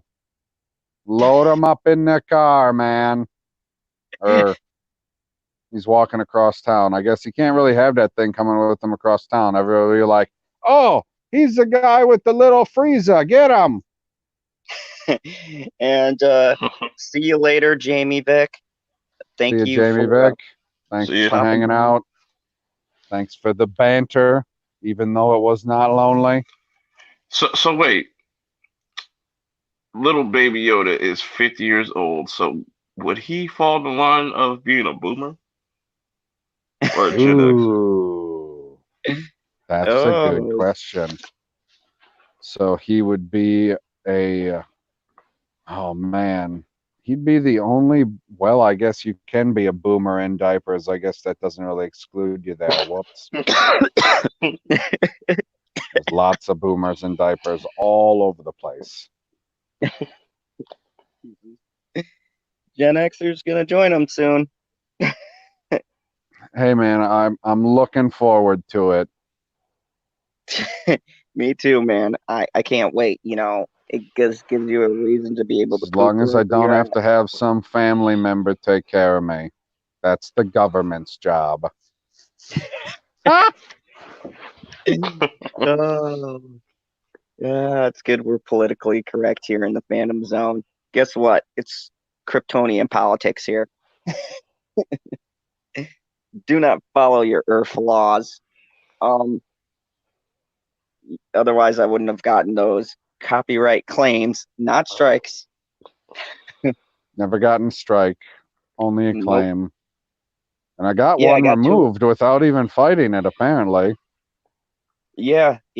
I had two of them on my new videos because of my new song that I use, which fuck them. I'm gonna keep it on because I'm not getting ad revenue, so I don't give a fuck. about. You will. You will. Once that happens, I'll do the pain in the ass No, that's chore a from. Star Wars callback. Yep. That's what But Yoda would say. you know, yeah. So that's pretty inconsistent. Do we got more stuff to go through? Yep. The gunslinger arrives at hangar 35 or 35. I don't know if it's supposed to be 35 or if it's supposed to be like 3.5 or 3-5. Like, hey, this is, unit 3, hangar 5, something like that. I don't know exactly. And he says that, hey, you like the speeder bikes? They're not new like Corellia. I didn't realize that Corellia is everything at Corellia like this high class fucking 1% shit. Did they only have white people on Corellia? I don't know. Like that's a really intriguing question. And have we seen it? Was that like the setting for? Because Well, I mean, the Corellian cruisers, you've seen those, yes, like inside and out. You haven't seen like the total inside of one, like from keel to stern or whatever. But we've seen the majority inside. I mean, it's a nice looking ship compared to the majority of ships that we've seen in the Star Wars universe, as far as how it's put together. It's got, fancy doors and everything. You're not swinging hatches, stuff like that. so And are we then assuming maybe? he makes this other thing here saying, oh, well, it's not nice bikes like they have on Corellia. I don't think I've ever been. We've never seen Corellia. I don't ever remember seeing Corellia in the Clone Wars. Like that's when we see the majority of the planets. So are we maybe getting a foreshadowing here? This is twice they've dropped it now. I Maybe mean, I hope so. the final episodes might take place there. Maybe that's where this is all leading. I mean, this was the first episode where they went to a planet that we have been to previously in Star Wars, right? The Yep. first 4 episodes, they were to no-name planets or brand new planets. Yeah, basically. Okay, right. So Corellia would be a planet that has been talked about in the movies and TV shows, but as far as I know, it's never been visualized or anything like that or been brought to life in any form, whether it's movie, TV, or even video game. Like, I I don't don't know of even it in think any books. video game. I haven't played every video game for Star Wars, but I've played a lot of them and I've watched a lot of videos on them. I don't remember Corellia ever being shown as a planet. Intriguing. So maybe they're giving us a roadmap of where the show is going, dropping these little subtle hints. It's possible. It's very possible. Because Like I heard the theory I heard when I was listening to Comic Artist Pro Secrets a little earlier for like, I don't know, half an hour or something when I was making some food. They said, what do you guys think of the first 3 episodes of The Mandalorian were meant to be like a standalone film or like a starter film for like a TV show where it's, they're putting the 3 episodes together and they just had to find natural breaking points to split them up. interesting. I thought, well, then I sat there and I thought of it and I was picturing it in my head. I was like, well, holy fuck, man. There is a lot of shit that is going down in episode 3 when you compare it to episode 1. Like, episode 1, you have the little shootout between 2 people and, I don't know, the scrubs that they have on whatever that planet is, Yep. compared to all of the people in the guild, which I would assume most of them are professionals I wouldn't think that most of them are at the level of this new gunslinger where he's just breaking into it. So like they know what the hell they're doing against a bunch of Mandalorians. Like that's a massive fight scene compared to any of the battles that we had gotten before it, and it would have taken place in the third act. And I was like, holy fuck, man, that does line up pretty good.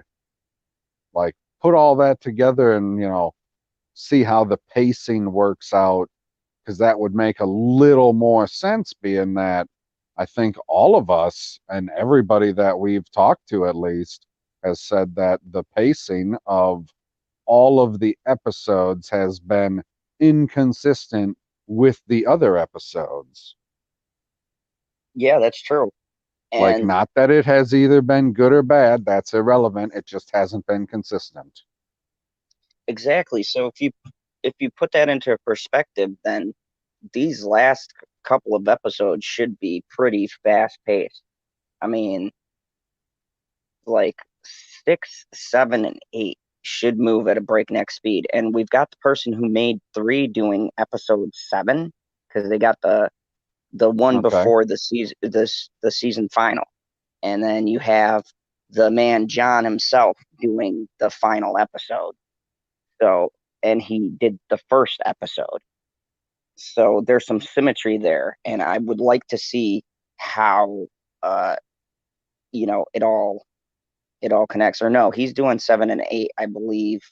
The person who did 3 is doing 6. So she's doing 6, and then John's doing the final 2 episodes.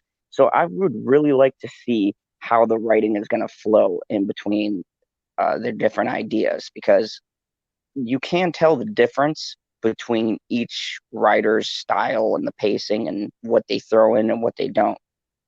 Like the Right. nostalgia and the callbacks, that's definitely like Filoni writing. Like just the way he had Agent May get blasted and whatnot, those all felt like callbacks from someone who knows where to place the nostalgia.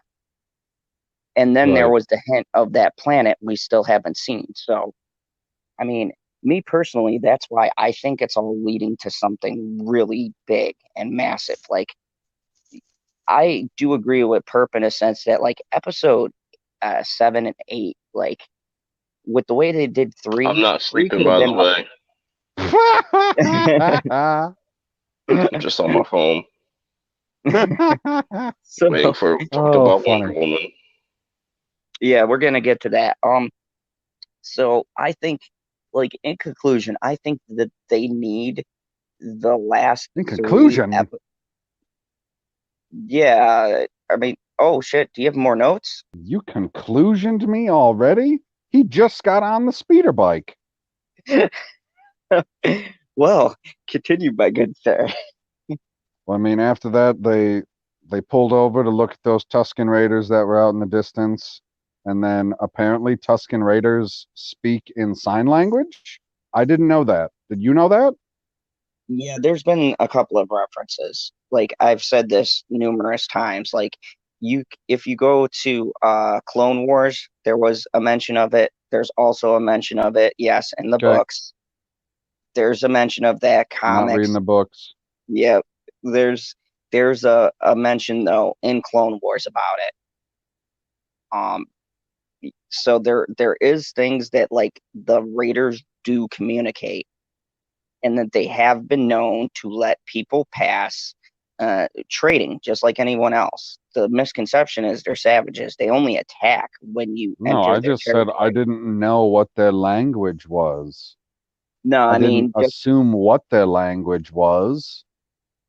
Like, if you said there was literature out there that says what their language is their language not sign language?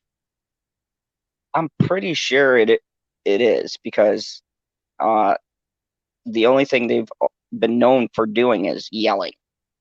I mean, the only thing that I know them for is dying real good in episode 2. Like, They do a lot of dying in episode 2. At least I'm pretty sure it's Tusken Raiders, right? Or is it just Yep. no, yeah, it's Tusken Raiders that take his mother.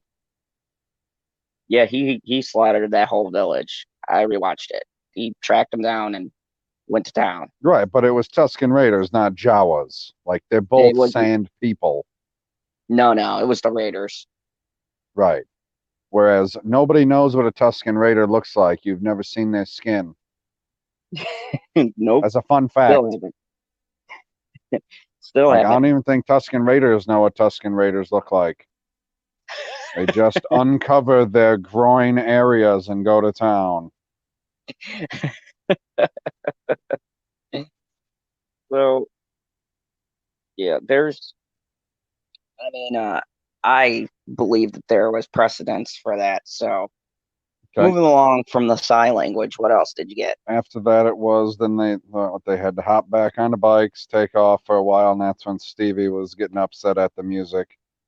And then they come across the dead rider that was still attached to his dewback Yep. because he was stuck to the strut or whatever, the strap. Something was stuck. I couldn't tell what was stuck. Something was hung on. He was a dead body being pulled around by a dewback. It was kind of funny. And then the Mando gets hit twice in the Beskar from the ridge.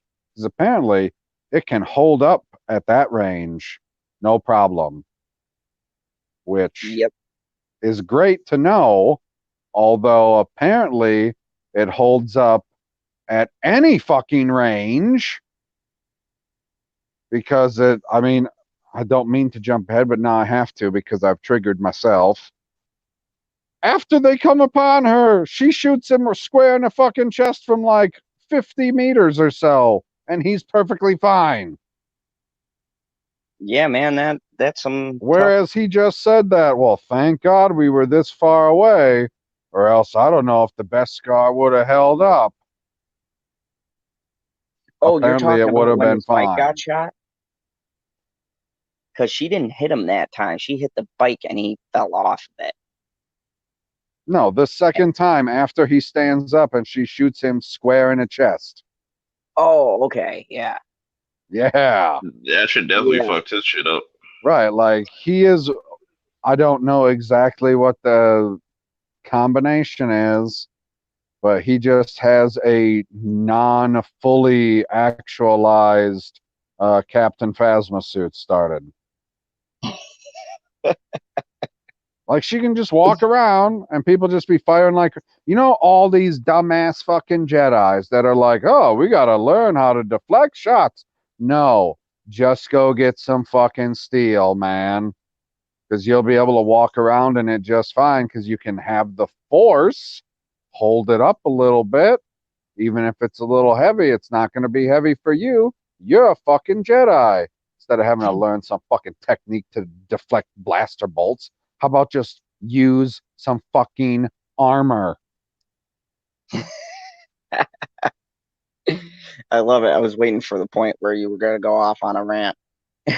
It has nothing to do with him. And it has, well, I guess it kind of does, but whatever. Bastards.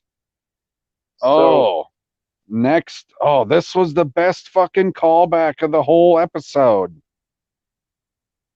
The Mandalorian said that he wanted to wait to move till night, and the gunslinger goes, well, what if she runs away?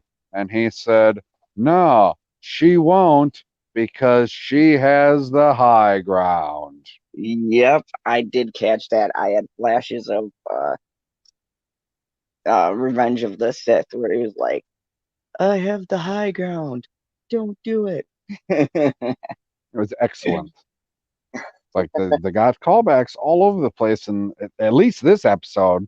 Maybe I've been missing them in the other ones because it seems like there had been a shit ton in this one compared to the other ones. That's what I Like was saying. blatant. Filoni. Filoni, you could tell that was Filoni writing right there because the callbacks were strong in this one. So, yeah, definitely heavy callbacks in this episode.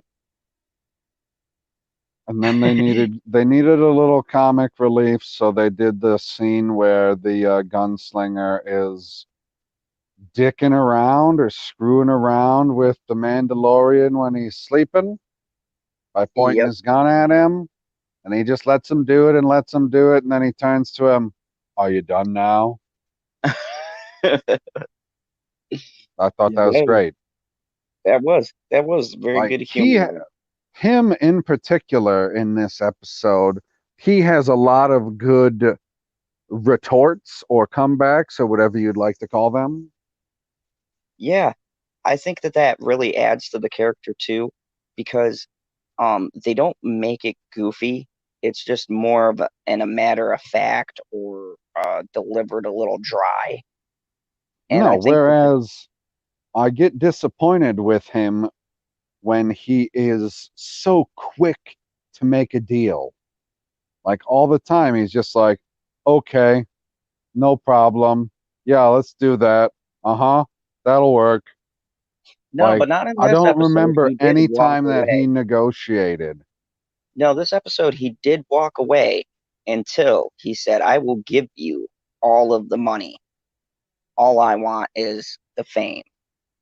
And that's when he was like, "All of the credit, okay," because he was ready to walk away from the job.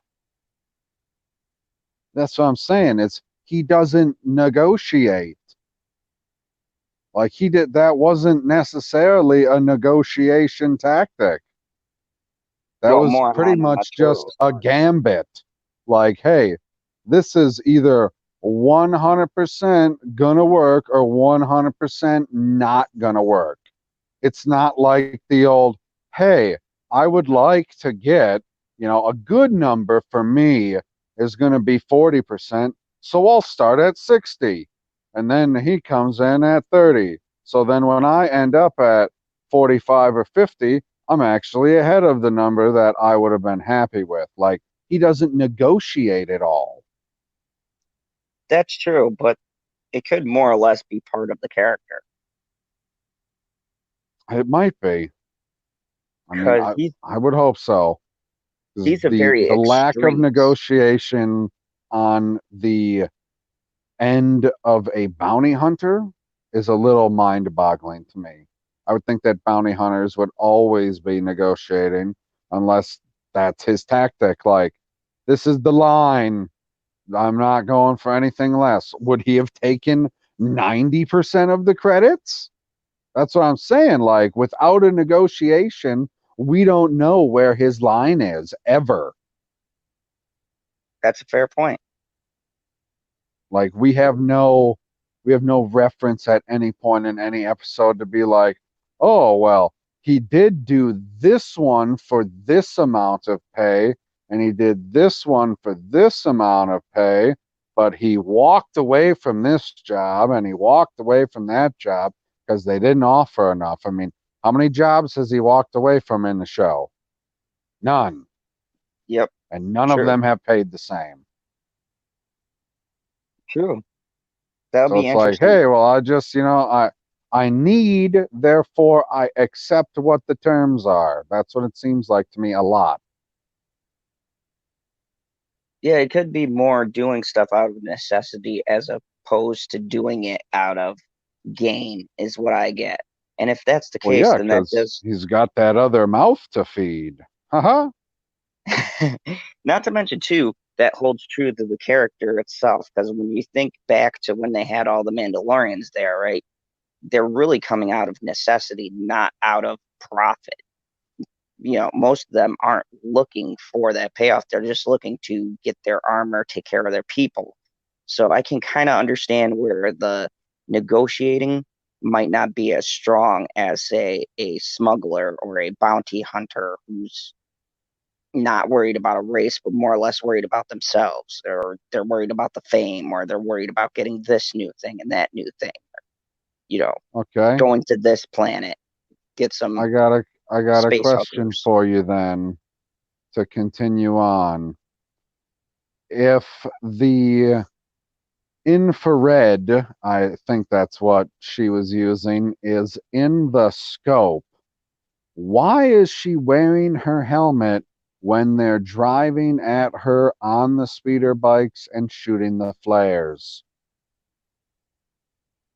That's a good question. Like when they first take off, she's wearing that helmet, and then they fire the flare, and she's got to take the helmet off. Like the helmet's a huge fucking problem. And then she goes back to looking through the scope that she has, and he fires the flare again, and she still can't see for shit.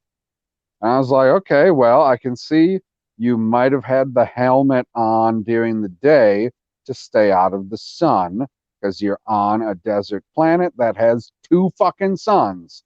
That's a lot of radiation. Okay, it's nighttime.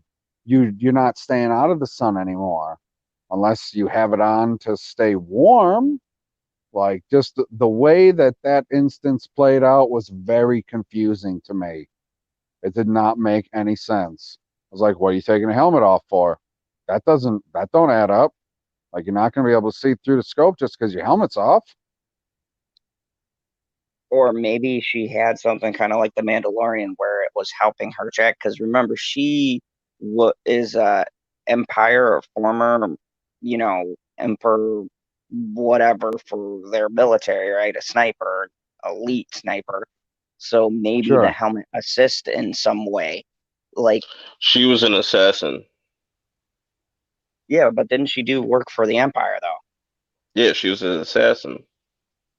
Yes, she worked for the Empire the same way that the assassin worked for the Emperor at the beginning of episode 2.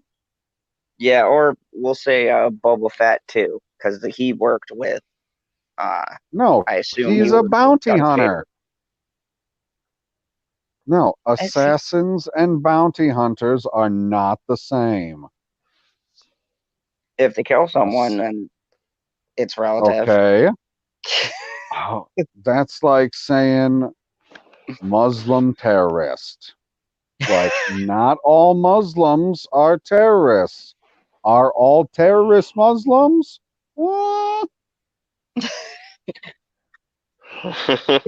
No, I don't think we Change should my touch mind. that one. I don't think I should touch that one. I've been reading. I hope you've been watching the chat. I haven't been paying attention.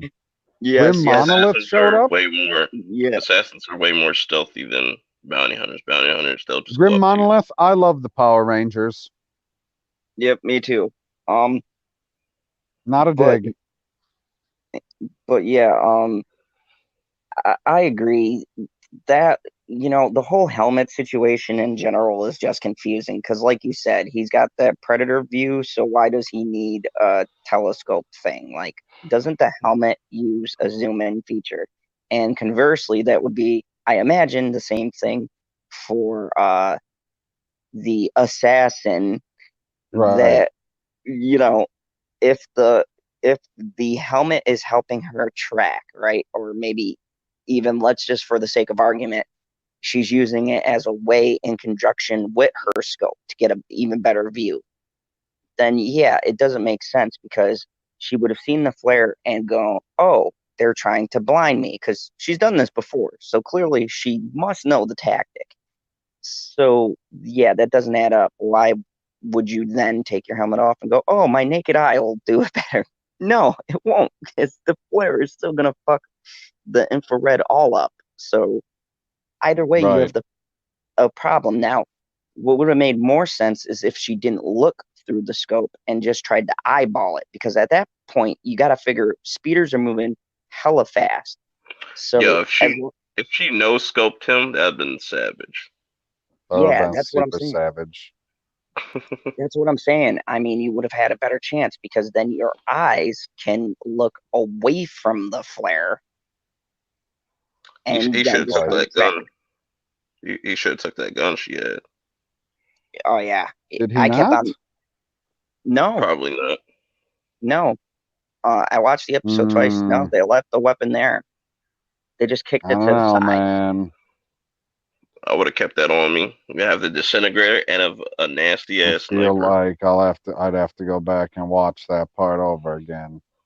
feel like he took the. Why would he leave the weapon? He ain't leaving weapons on corpses. That's stupid. That's You're like, true. I might Or need maybe this. the gunslinger took it. Like putting a telescope up to the middle of your visor, even though your eyeball isn't there, that's just foolish. Leaving a weapon that you could use in an upcoming gunfight, that's stupid. Yeah, and you know what? He took the weapons from that gunslinger afterwards. So I'm thinking maybe the gunslinger took the rifle, but then again, we don't know what the gunslinger took because he was Right. gone by the time the Mandalorian got there. So, yeah, that's a big point of contention we all just thought about right now, right? Did they take all the weapons? I want to say maybe the gunslinger took it. He shot him at the hangar bay and then took his weapons I guess the and brought them world on may never know. the ship. So, yeah, we're getting close to the ending. So let's get ready to wrap that up so I can talk about the trailers. It should be short in theory. Yeah, let's see it. Let's see if I can get through this couple bits without any hiccups. Then Mandalorian gets knocked off of his bike, which allows the other gunslinger to get up and start fighting with Agent May, which is a foolish idea for anybody who has ever watched any episode of Agents of S.H.I.E.L.D. Do Oh, God. not hand to hand fight with Agent May. You will not win. Even if you have superpowers, you might not win. Yep. Facts. So then he fights with her just long enough that the Mandalorian is able to get up on top of the ridge and point his gun at her and stop the fight. And she Which, asks the Mandalorian about Navarro, which is the city from episode 3 where all the Mandalorians attacked the Bounty Hunters Guild. yes, which there was something I wanted to highlight that kind of intrigued me. Do you think now the Mandalorian, yes, was kind of out for a minute, but I feel like it was a larger plan. Like he kind of came to and he saw the blaster fight, right? And he didn't run because he never runs, so he walked. Do you think he let Toro be sort of a diversion just so he can come up behind? Because he figures, hey, he kind of holds his own, then I'm on time to save him. If not, he dies. I get everything anyways. That was the feeling I got. It was either Was one. just yeah, It because didn't matter to him necessarily. I got that feeling like yeah, I win no Like, matter how let's this turns out. right, I would put it this way. He was trying to get up there as soon as possible so that she wouldn't kill him and then regain all of her advantage in the high ground. So yeah, I think that just made me think because Like, I he was like, wasn't waiting, like, at the bottom, like, oh, now she finally took him down. Now I'll make my move. He wasn't waiting or anything. He was going as fast as he could. He just got shot in the fucking chest. that's true. I mean, it was just it was a kind of like nice mysterious thing for me because I'm like, let me find out. He's like, yeah, if I don't quite make it on time, he's worn her down somewhat Right. by being a human punching bag. Which, I gotta say, a lot of people highlight this fight. I personally didn't think that it was like out of the realm of possibilities how she whooped his ass because it was established he's new and he did get a little flip He's there. brand new and he looks like he just cashed in his trust fund. Yeah. So I mean, like he did get some Dude, the little hits in there. Mandalorian doesn't even want to go over and try and punch her in the face. Nope. He just pulled out his blaster right away. He's like, Like, yeah, he's nothing happened. being extra cautious with somebody like that because he knows if he not even makes a mistake, but allows her to get in a slightly advantageous position, she's going to kill him. Oh yeah. So So, I no room for error when you're dealing with somebody who is that fucking advanced. so the assassin gets wrapped up. What we got next? After that, they've taken her down by the speeder bikes, and she goes, "Oh, looks like one of us will have to walk." And he goes, "Or we could just drag you," Which I which I thought was thought was hilarious. hilarious. I Yep. laughed fucking out loud when he said that. I was like, "Yeah, you could. I would laugh. Just drag your bounty in, cash it in once you get there. Full of sand. It gets everywhere. It's coarse, and I hate it."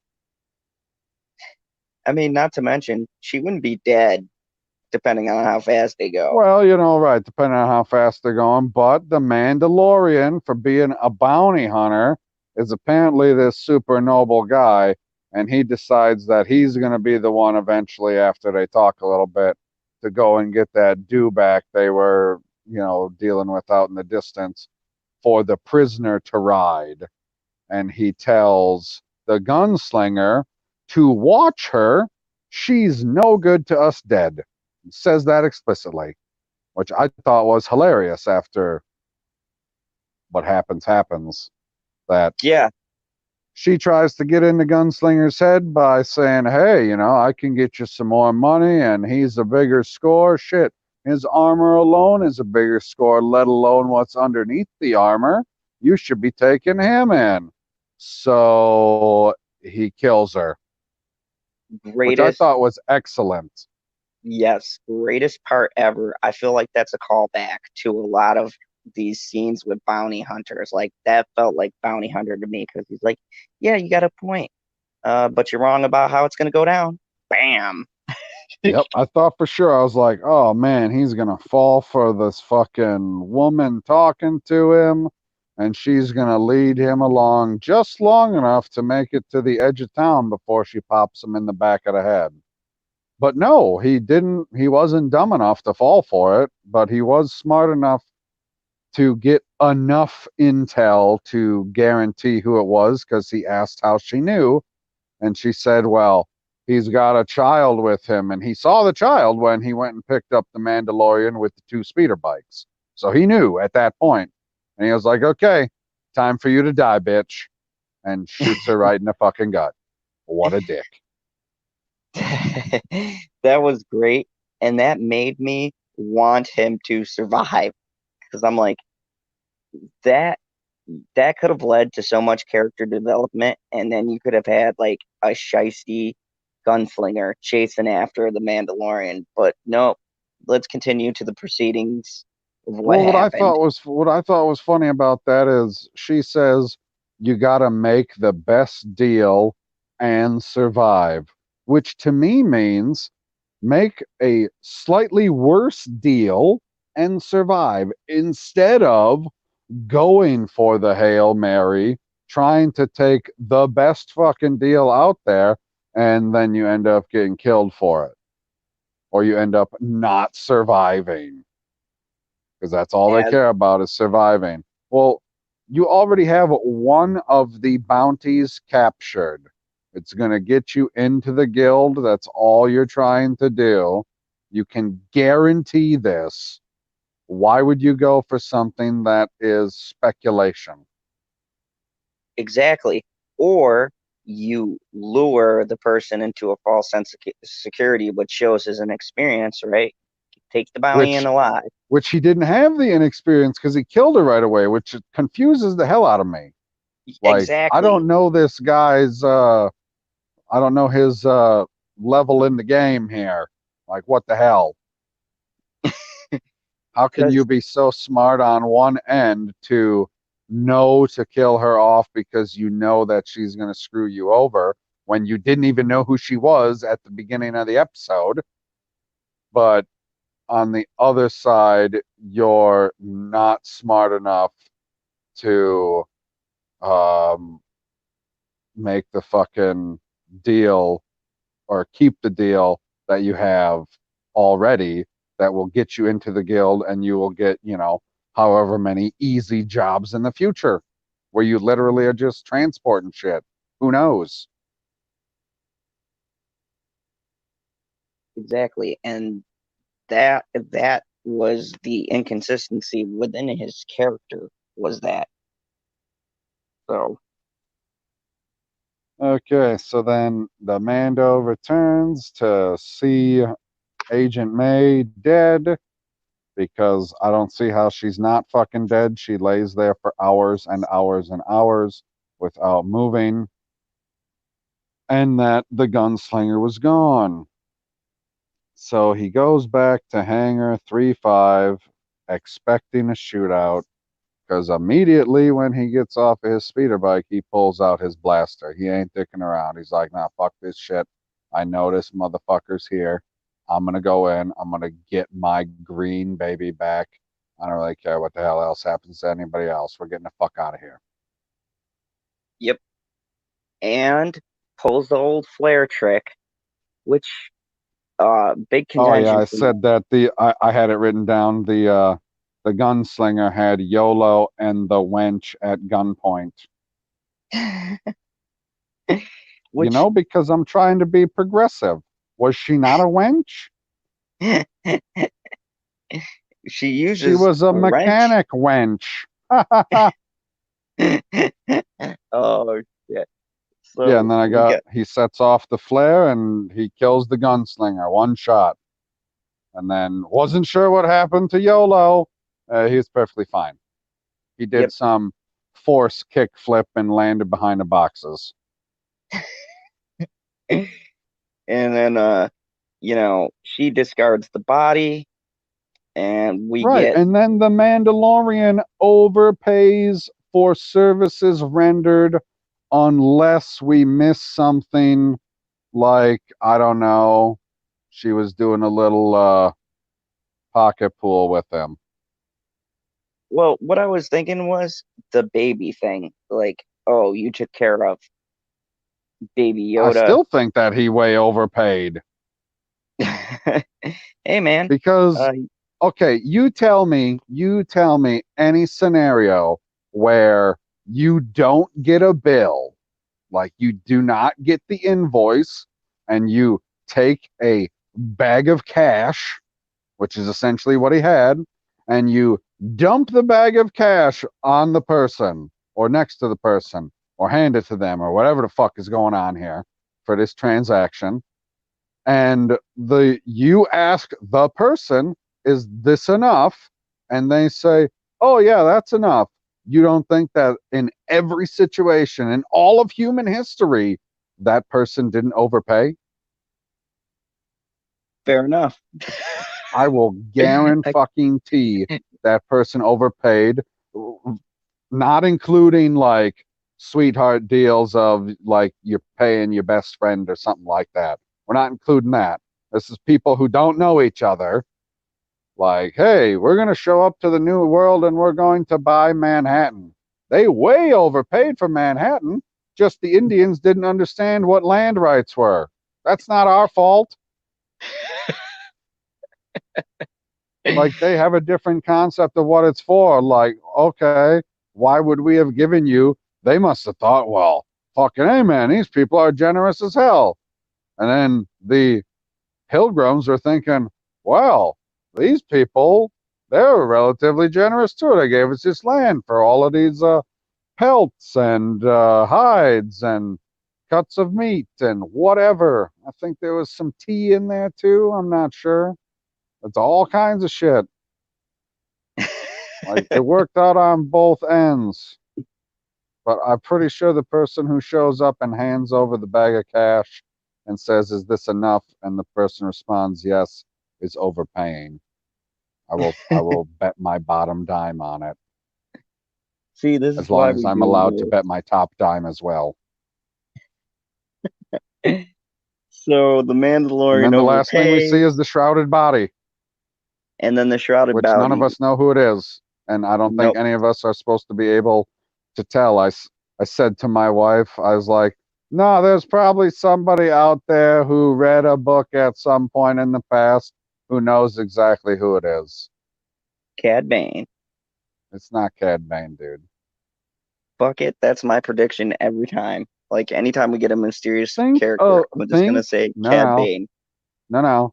Think of who has been in this who's been in this show so far.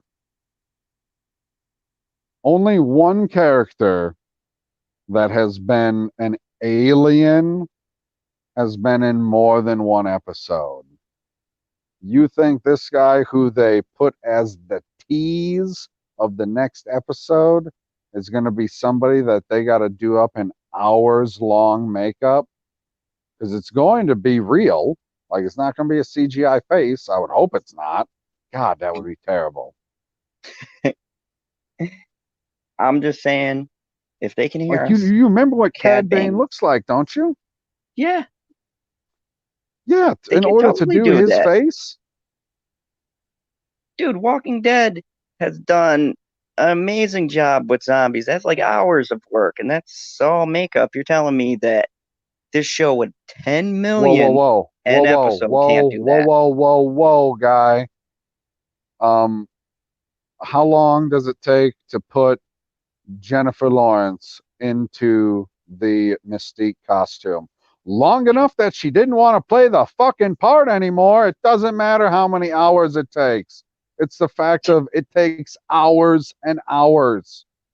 And to put random fucking shit for a zombie is a lot easier than doing stuff particular for a character that has to look an exact way in every episode and be exactly the same. Like, you can't fuck up one of his little hose masks or mask hoses. That can't be fucked up. People will riot. They'll be like, why is that cup of coffee there? There are no Starbucks in Star Wars. Oh God. Oh, that would Exactly. be But yeah, I'm that would done. be That was the episode. It was way better than Game of Thrones. It was fun. yeah, I agree. I had a lot So more fun writing these notes than I did the last time that I took notes for a TV show like this on a sheet of paper. so yeah, that was our breakdown. That was our talk of the Mandalorian. We spent a good 2 hours. It's what I hope. A lot less than Game of Thrones, but there was a lot less wrong. It's a And fucking 32-minute episode, yeah, not including the previously on. so not there was a lot to unpack. Some new things we learned, but now we can get into the small bits of news that we had. First thing I want to talk about, so I could shield the shit out of this. Wonder Woman 1984. Ooh, Uh, DC Woo! Universe. oof, ooh, bloody. Let's go. Yeah, Let's fucking Perp, go. Perp, me and you are gonna shield the shit out of this. I could just tell when I saw your thing. I was like, anyone who, you know what, I'm going to issue this challenge to everyone listening who may listen. You find me one fucking thing wrong with this trailer, I will come over to wherever you are, I will kick you square in the nuts and call you a fucking liar. That trailer You The, are was not so much welcome at fire. my house anymore. go. The rollout for this trailer was the best I've ever seen. Period. Oh, Like I've never seen no rollout for the trailer like this. But that What shit. do you mean by the rollout for a trailer? I Did you don't see? understand. Did you see the event before they put out the trailer? Like that shit was No, who the crazy. hell rolls out a trailer? What do you mean? What event? They it's had a an comic book event convention. at the convention that they were Oh, it at. was at they. Okay, I didn't know it was released at a con. Yeah, that shit was crazy. I don't know how many people were in that. It was like it had to be almost like 10,000 people in that shit. Like that's what it looked like at least. But Well, yeah, that there shit should be. was If it was a that main shit was hall, there should be around 10,000. like the energy that the people gave off of it. That shit was incredible. Like they just turned. Everybody had their little Yeah, bracelet, the whatever energy things. better be crazy. It's 10,000 Terrences.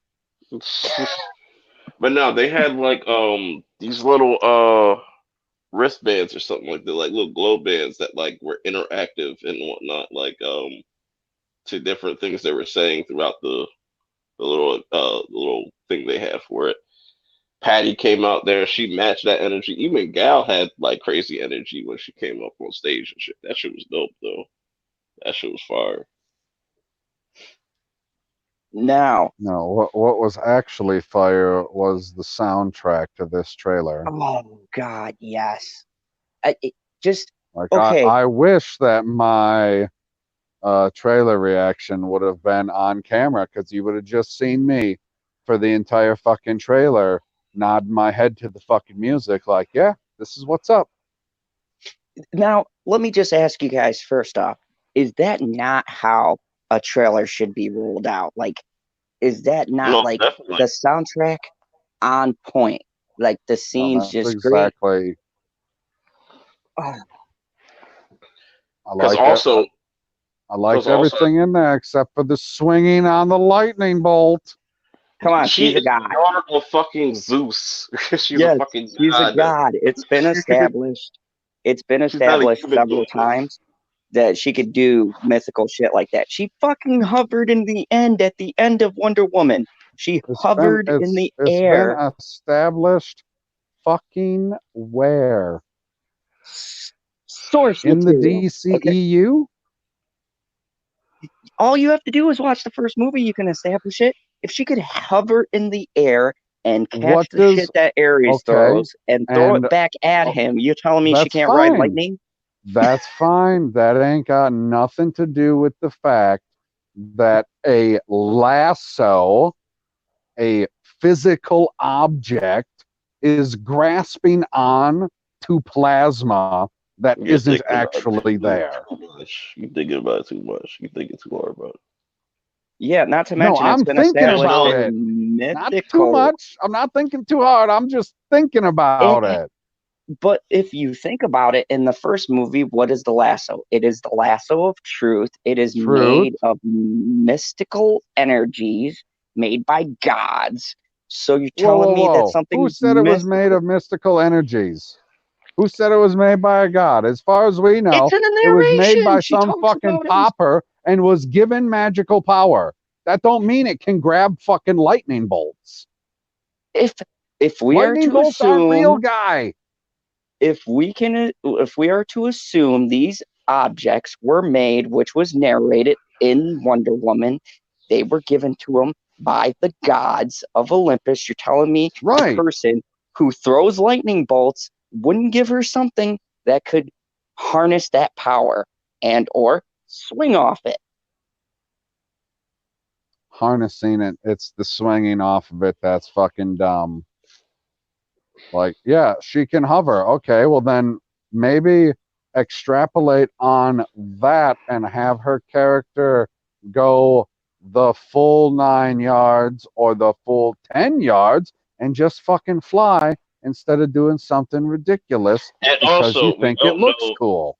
we don't know the context. Those could be lightning bolts being thrown at her, and that's what she's like, swinging off of still. But Yeah, that's a good I point. agree we don't know the context, and it might make sense by the time we see the movie. But the PV is the way that only it looked in he the has a problem trailer, with it. to me, looked ridiculous. Because it was lit. I was like, yo, she's finally like getting like we're gonna get to that point where she was at BVS where she's comfortable with her powers and everything. She's learned obviously way more now than in the first movie. You know, we're going to talk about BVS when we talk about Crisis. Just hold on to that thought. Yeah, oh yeah. Yeah. Well, yeah, I know where you're But going with that. I also liked in the conference that like they even gave us a little not a lot on like the backstories on the characters that are in the movie, but That's cool. they talked about like how Cheetah is going to look like Cheetah in the movie eventually. I love But that. Yeah, because I don't know and the guy at all. they haven't Maxwell specified. Lord. Yeah, He he's like a villain. He's like kind of like a Lex Luthor type I character. was just gonna say that. Think of like Wonder Woman version of Lex Luthor. He's doesn't have powers per se, but a very strong intellect. I believe he messes with magical Whoa, whoa, items from whoa. time to time. The Wonder Woman version of Lex Luthor. So you mean like Rosie O'Donnell? No, if you put him and Lex in a room, it'd be an interesting conversation. they they kept the mystery of how Steve Trevor is back very secretive, but I feel like it has something to do with the magic. He might not be the Steve, like it might just be a front, like you know how Ares was a front, like he could possibly be somebody else. Who knows? I don't Or know. someone brought him back to They do life. make him seem pretty fucking amazed at everything. Yeah, that's true. If he was, but then again, it could be a charade to make it appear like he is the guy. Charade So to I can't who? to Wonder Woman. If he's not actually, uh, Oh, Because somebody else brought him back, and they're okay. I get you. yeah, they're can't just playing that. isn't like I'm not too well known into this character, but Cersei, doesn't she work with like a lot of like magic mystical shit? Yeah, So Yeah. yeah. that could possibly be Cersei doing they're teasing that for Wonder Woman 3, and then who knows? She might be like because I think there is a secret like a secret villain in here that is missing that we're not seeing. Oh, I also so want to put you a think that this movie has the Mandarin? Kind of, but better. but better. Nothing is better than Trevor. Change my mind. But Find me a bigger curveball. But I find it funny though. This trailer made like Black Widow's trailer look like a Disney Plus movie. Which is funny. I agree. I don't know if I could go quite that far. Looking at the numbers, they're not even close. Oh man, that shit. I was like, yo, this is a trailer. It's Which I action couldn't packed. believe. I couldn't believe that the numbers were that separate at the moment. Is what last time I looked, I think Black Widow had caught up to frickin' Rise of Skywalker already. See what it's up to. Yeah, it's up to 34 million views already. That's what the Rise What of does Wonder Skywalker Woman have? has on their first one. But I was just like, you. This is how you put out a trailer though. Like you get people excited, but you don't show people everything. And I think that's like this was like a perfect trailer for that because it's 2 minutes. They show you a lot, but you still don't know nothing. Like, Right. The Wonder Woman trailer has 11 million views. damn, that's crazy.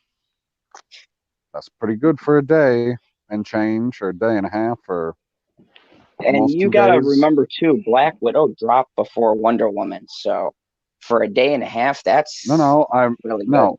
You also got to remember that everybody knew when the trailer was coming out for Wonder Woman. Nobody knew that the Black Widow trailer was coming out. No, we did because like there was like schedules going around like say, oh, it's supposed to release X amount. It was supposed to come out at like 9 in the morning, but they just threw it out in the middle of the night. That's what I'm saying. Somebody hit a wrong button. They're like, schedule at 9 a.m. Eastern Pacific time.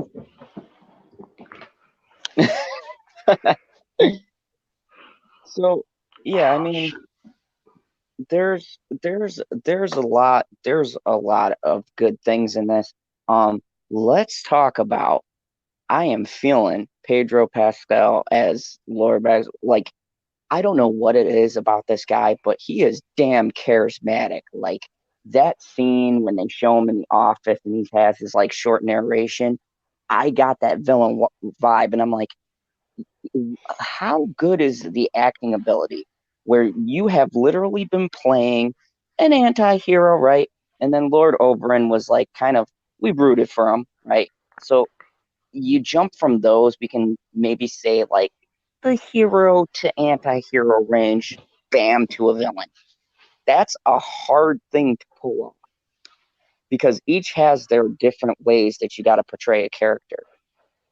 And that Right. speaks a lot to the actor to be able to shift like that, to still have your personality, but give off this vibe. Because when I was watching it, I don't know about you guys, but when I was watching it, I got that vibe of like I would hang out with the guy, but I wouldn't necessarily trust him. Like I wouldn't like leave my drink like down because he's got that very like I'm gonna take advantage of your soul. He's talking about some crazy magic shit. You know, you wake up and the next thing you know, you're doing some evil shit and you don't know why. But he still had that like, yeah, I'm a fun guy. It's the '80s. Let's go hang out. It was, And I think I that was like, plays into what his characteristics are. Like he's good at manipulating people and whatnot. And that's what seems like what's gonna go on in this movie. There's gonna yeah, be like and multiple things going on. I think that they got the perfect person. And hello, Chip One. Glad you got a new computer, and I'm glad that you used your new computer to join the show. Welcome, buddy. Um, but yeah, I feel like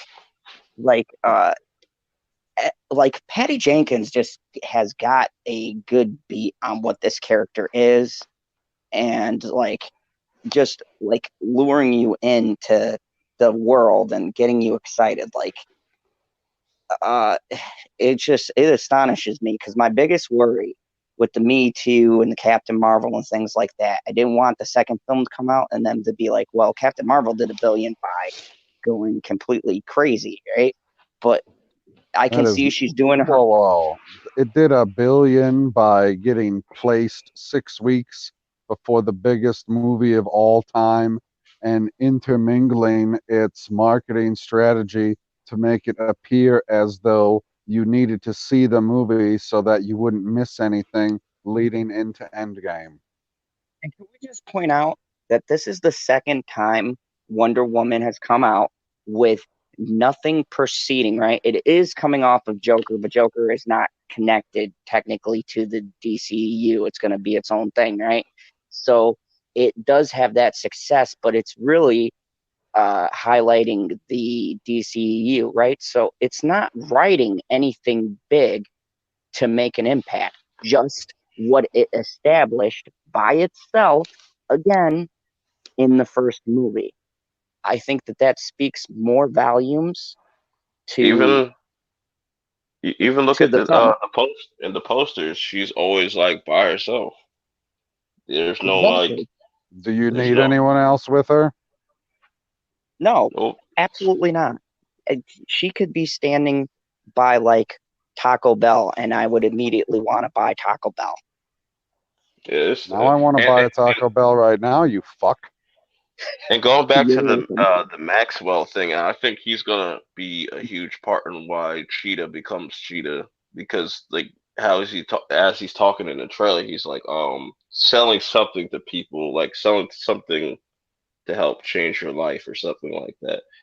Oh, So yep, totally. Yeah, I mean, this is just great. I mean, this is everything you do right in a trailer. There's intrigue, there's little nuggets of the plot, but not too much. They're not giving us too much, but they're giving us enough to speculate, to talk about. I mean, like this marketing is like how I've been speaking for months, how poorly marketing they've been doing for these movies. This is the classic example of damn near perfect marketing. They came out with the poster. The poster was fantastic, got people interested. They were like, holy shit, right? People were just going on about the poster, right? And they dropped the trailer, same thing. They pick a perfect place to drop it. They got the perfect energy and they give you the perfect amount of stuff to talk about. I mean, whoever does the marketing for this movie needs to do it for the rest of DC and other people because goddamn, they are just on point. like right now DC has 2020 on lock and 2021 on lock. Period. Oh, I completely agree. Now, here's my one thing I brought up, and I did a short video that I'll be releasing. I didn't have a chance to edit it because I got a new editor again. This time I went with a PowerPoint or something. It works much better. But like, here's the thing that is my only concern is Birds of Prey, because you have this thing now is that I really don't want a shitty movie downing the spirits of people, because I mean, and I can't judge. Maybe it's going to be good. Yeah. I'm hoping it's going to be good. Please, God, let it be good. Still going to go and see it because I see everything DC. But Well, I mean, all they got to do is say it's not connected, right? How much money that's did what I'm hoping. Shazam make? That's gonna be Not connected. well, from what I hear, it's supposed to be R-rated, and I don't know if they're using that as like there's talks of a DC Black label. So I'm wondering if Joker, this Birds of Prey, all of the R-rated stuff are just going to fall into that umbrella, as opposed to Well, they making it could a probably DCEU say movie. something wacky like, okay, let's say that Thor is connected to Iron Man and Iron Man is connected to Captain America. Therefore, Captain America is connected to Thor. But Thor is not connected directly to Captain America. You know what I'm saying? Like they can say, I well, Because it's when not you look directly at Dark connected. World, no one owns up to that movie. And let's be real, I watched it again. Oh God, it was worse the second yeah, time It's on. still good, I right? think He's it. still killing I those elves. I think Oh, it's going to be. I think it's going to be. It's not going to be connected to the original Suicide Squad. I think that's what they're. This is going to be like kind of like a reboot for Harley Quinn and stuff, kind of. Because like they're making Right. the new They're Suicide not Squad is going to going be like a to, reboot of that. yeah, they're not going to mention Birds of Prey or how it's also from DC at all when they're talking about Wonder Woman. yeah, and I'm gonna be interested in They're not even seeing going to what talk the, about Justice League. They're only going to talk about the first movie. which is smart. I think it should carve out its own thing, stay within what works. Yeah, I don't think like the Wonder Woman stuff is going to connect until the third movie. Like that's when it'll be. That'll probably be the movie that takes place in like the present time, like the present time. Well, yeah, I mean, technically they haven't connected yet. Like, No, it's a World War One movie. and then you jump to Like Captain 84. America doesn't connect to the Avengers either, except for the credit scene. Yeah, and that's when he woke up into present day. So yeah, that's very true. So Yeah, we should talk about. Did you see this, Zod? Zod, a picture of Dave Bautista at the Warner Brothers studio. People are yes, I speculating that did. he could possibly be Bane. That's I buy that actually. I would buy Dave Bautista as Bane. funny. Now Dave Bautista, we know that or is it just Batista. Bautista? We know Batista works very closely with Gunn. Gunn is rumored to be on the Suicide, or he is in the writer and director of Suicide Squad 2. So Yeah, pretty interesting. I just thought about it, with the Suicide Squad thing coming out instead. Like, what if their main mission is to go get Bane or something like that? They want them to. Oh, that would be. I would love that. That would be. Not gonna happen. That would be great because then you can start connecting Batman into it. Yeah, 'cause I'm not Oh, too Did that's what sold they on it. did the Like, last time they wanted to, I don't know, connect the character or whatever. It was not that cool.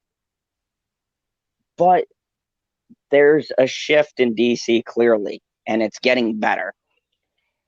Maybe they have a competent staff actually working on this shit because it felt like to me the A last couple shift of where? movies. Because it seems like if you're just gonna say DC, I would say that there's no shift at all. Because for the shift that they made in the movies slightly, they made the exact opposite shift in the TV shows. Oh, we're gonna get to Nobody that. gives a Yeah. fuck that Oliver's son is gay. Yeah, we're gonna get to that. Yeah. I was actually watching that crossover before I went live. And the unicorn was laughing because I was bitching on how there's 6 fucking ads. I counted the stupid blue hashes, 6 fucking ads on this site. Ridiculous. Ah, that's why I love the DVR. There was not a single ad on the episode I watched because I skipped all of them. Mm, I love my time machine.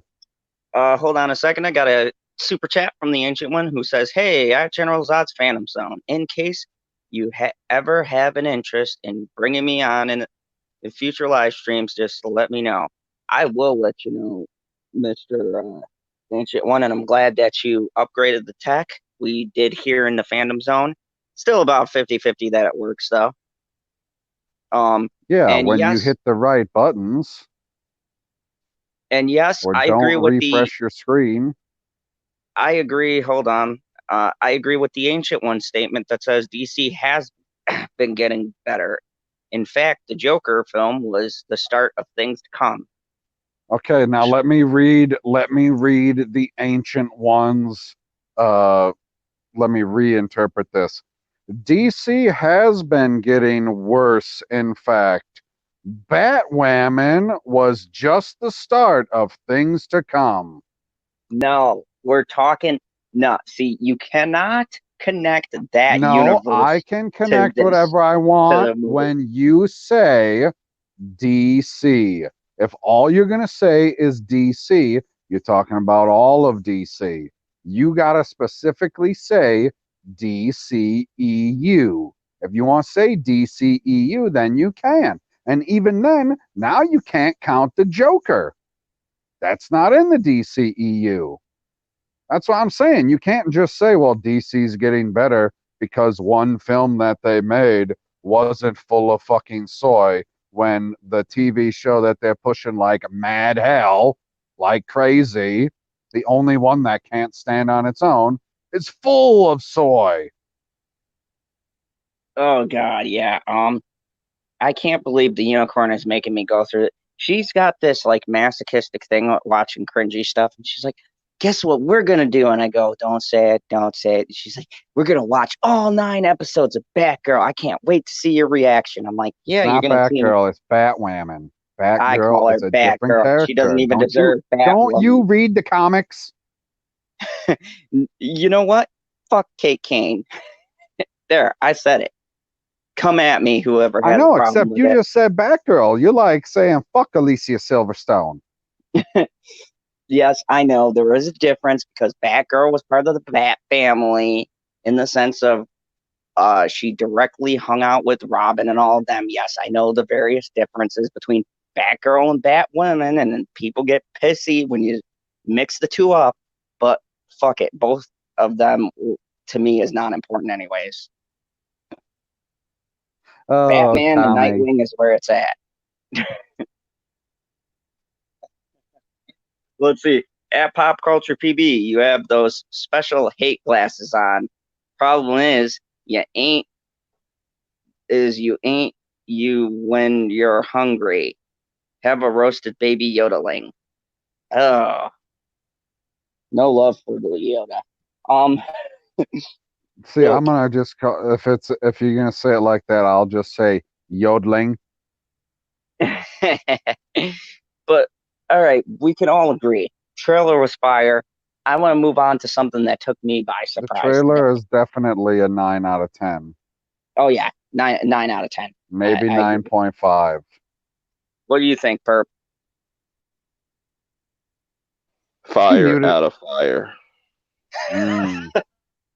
which Fire makes out of explosions. which would create lava, hot steaming lava. That's what it is. Magma. I mean magma. Fucker, I gotta change my reviewing Magma. system now. He gives it a sharks with freaking laser beams out of 10. So let's talk about the trailer that's catching hate.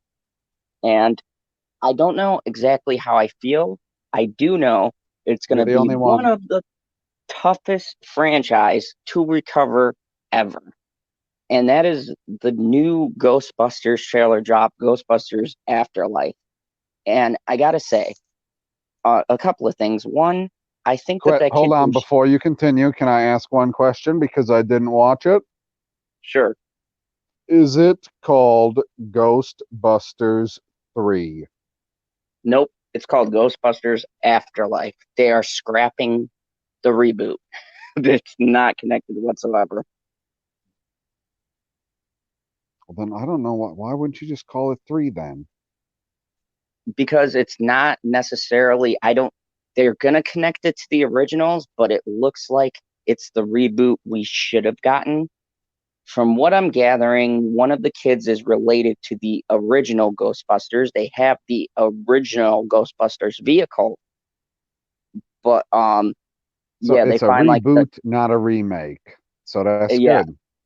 yeah, I'm gathering it's like a hard reboot. Paul Rudd is in it, and he plays like someone who has some kind of connection to them. I'm gathering by the way he was talking because he knew what the tech was. So, Okay. the kid from Stranger Things is in it, which honestly I think he's overrated. The one kid that they have in there. I'm sorry, I'm gonna say it. I'm probably gonna catch a lot of hate because everyone loves that show, but I think he's overrated. What You're show do I tripping. love? You're tripping. He's No, good. He's a cool kid. He's a cool kid actor. He doesn't annoy me. He annoys the I fuck out think of he's me. Who are you overhyped. talking about? He's one of the kids from Stranger Things. I think isn't he the main He play. kid? Oh, He I have plays not one. watched a minute of that show ever. Missing out, man. Missing out. I was told season 3 sucks. It It Fucking doesn't. does. dog, get in here. It doesn't at I'm all. not going outside yet, you son of a bitch. Season three, I wouldn't say sucks. I think that's very harsh. It's better than It just season two. nah. See, Ooh. Way I better than say season season two. two is way Crazy. better. I have a hard time like taking your opinions when you say Black Panther is trash, but give it a 7. Oh, come on. That's a That's whole been nother. how long have we established Black Panther is overhyped. We've established that. Come on. Every movie's Everyone overhyped. can admit it now. It was overhyped. Everybody rode the hype train. And now we No, can what objectively we're come back. establishing is that never, ever in history has a 7 out of 10 been trash until we've gotten into the fandom zone. It's the first time I've ever heard a 7 out of 10 be trash. I said personal feelings. I amended I my don't know what the statement. fuck that means. They're That all our means personal feelings. Like my professional feeling about it is the same as my personal feeling about it. What are you trying to no, say? no, professionally, I can be objective and say, yes, in the realm of its field, it is a good movie. But for me personally, as a fan of the universe, I find it trash and overhyped in whichever I order you mean, want to pick. yeah, the only reason that it's overhyped is because of people's incessant need to have to virtue signal. Exactly. Like if I the love what movie would have Tommy came said. out, He put Strange Busters. Hilarious. That's pretty much what they're going for. What I saw in that trailer. That's probably I why like people didn't like it. if Black Panther would have came out when Ant-Man came out, it wouldn't have gotten hyped the same way. And then maybe Infinity War would have got put up for a couple of fucking awards. Pricks. that was robbery. But yeah, I mean, swinging back to this trailer, I was excited for it, um, because I like how pissy people are about it. I was you want to know the big thing that I was surprised with was the amount of tonal changes, as in what you're seeing on the screen. I think there's like 2 or 3 significant changes in the trailer.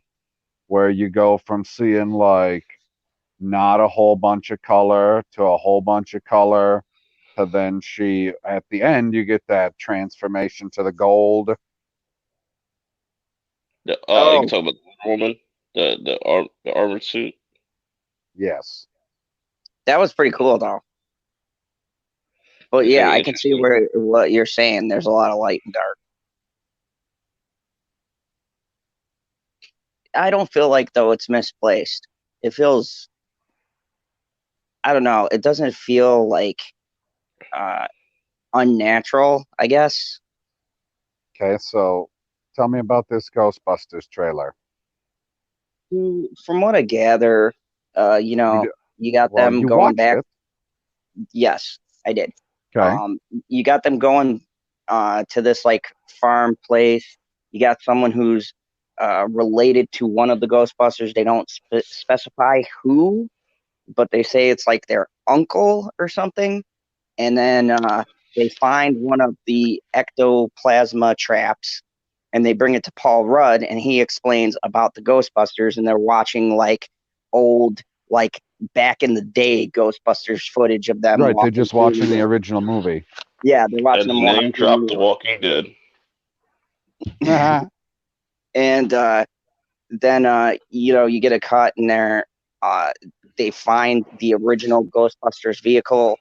They find the little like thingies that they shoot the ghosts with, and they take the Ghostbuster vehicle for a joyride, which I thought was hilarious. And yeah, that's pretty much it. Tone was a lot darker.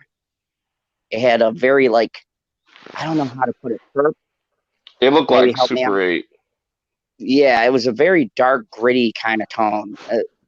Were there any original characters? If there was none in this trailer, but a lot of Okay. alluding to. So I'm No, feeling there like Well, how there this many was do they got left to work with? there was one. I forget what the fuck his name was. Hold They on, let got me 3 out of 4 Ghostbusters, Rick Moranis, and then the secretary. I can never remember her who's the name. fat one? Dan One Aykroyd. with Yeah, Dan Aykroyd was in that trailer. He was the he was the old dude. Oh yeah, yeah. Oh, so Good catch. Zod didn't watch the trailer. No, Ooh. I did. I did. I just didn't How do catch you that miss part Dan Aykroyd in a Ghostbusters 3 trailer? That's what I'm going to fucking call it. because because he's old, fatter than I remember. Oh my God. Oh, jeez. When I think Dan Get with the Aykroyd, I think of times. like Spies Like Us and the I, original Ghostbusters, things like that. It's a little jarring seeing an older Dan Aykroyd. So I kind of figured that was him, but I wasn't sure Step but into yeah, this new millennium. I'm not a Ghostbuster fan at all. But I could see why people wouldn't like this trailer because it seems like they're going in that we're going to pass the torch down to this generation type thing, which I don't have an issue What's with. wrong with torch passing? I don't Yeah, as know. long as it's not a bunch of females taking over for some, reasons that have nothing to do with anything. I think that this is a good way to go about it. It makes sense. Like, hey, my uncle used to have this whole life because they sell it like they're going to the uncle's house to clean out stuff and they happen upon all of this stuff and then shit starts going down again. And Paul Rudd seems to be a person who knows about them or a lot about them. It's very unclear what his role is, but he starts breaking down what tech is. So you got the guy who's knowledgeable right there. And, if they're going to make this long running, then you've got the cast who can continue, which makes sense to me. Because, I mean, come on. Dan Aykroyd, Bill Murray, all of them, they're getting too old. They can't be jogging like that Yep, anymore. We Egon's need new getting way people. too old. we need new people. So, I mean, I think this was a lot more effective than the other Ghostbusters, and uh, it pissed off a lot of people. they were all like, "Oh, I can see they're going back to the misogynistic roots," because Perfect. they have young boys getting the torch. And Perp, wasn't there like a female there? I couldn't tell if she's Yeah, female. yeah. The one's female. Oh my God. You I know, was watching, we need some more of the veiled misogyny because I was watching an episode of How to Get Away with Murder, and the guy says to the chick, I love you. I've always been in love with you, and I'm going to love you forever. And then she moves closer to him and says, is it okay if I like touch you or kiss you or whatever? And I was like, no, it's not fucking okay. You're still playing above the belt, you dumb bitch. Yeah.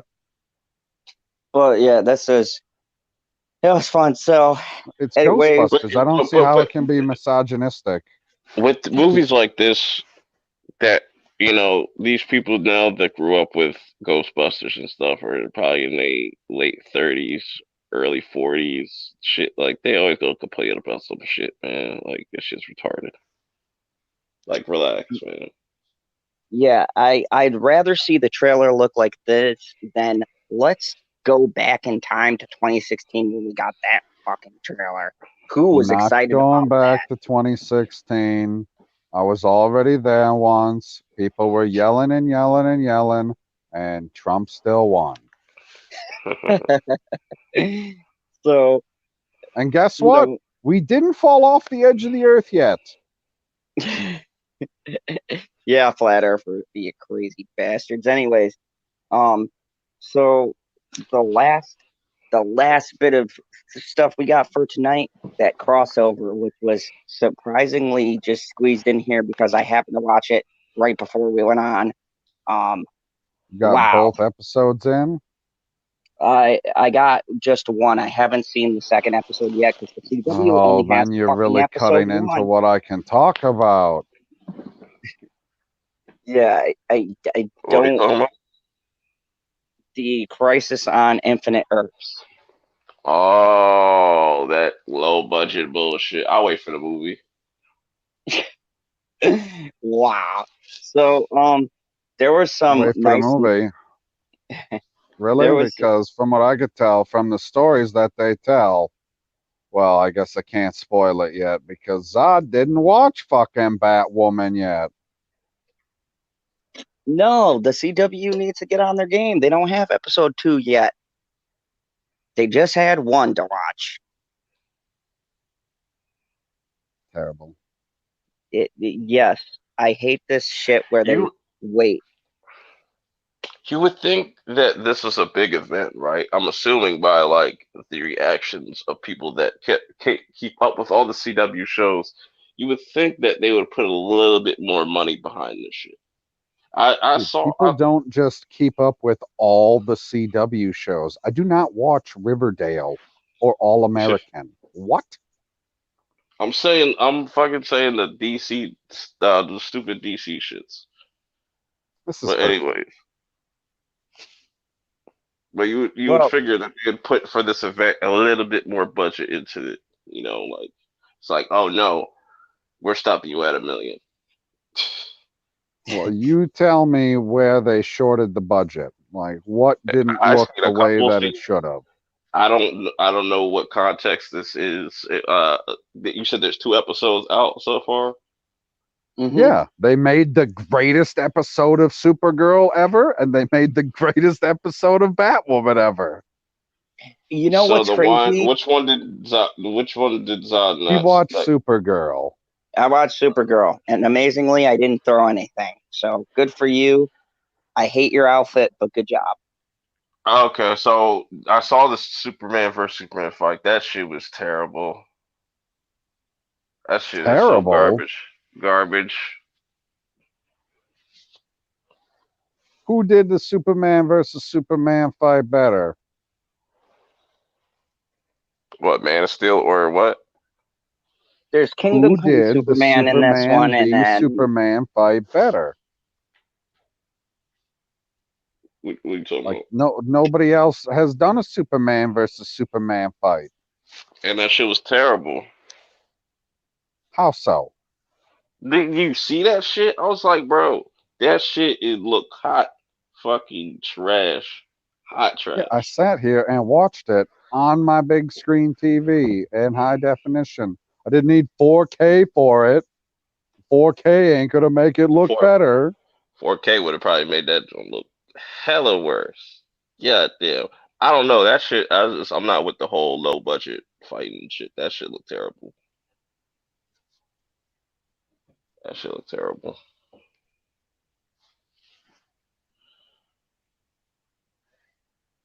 I don't know where you want me to go with that, Zod. I totally disagree with the fight looking terrible.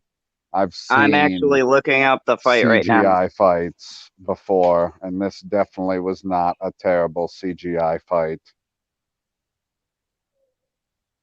Hmm. Can you hear me? Just sure, move your mouth closer to the mouthpiece.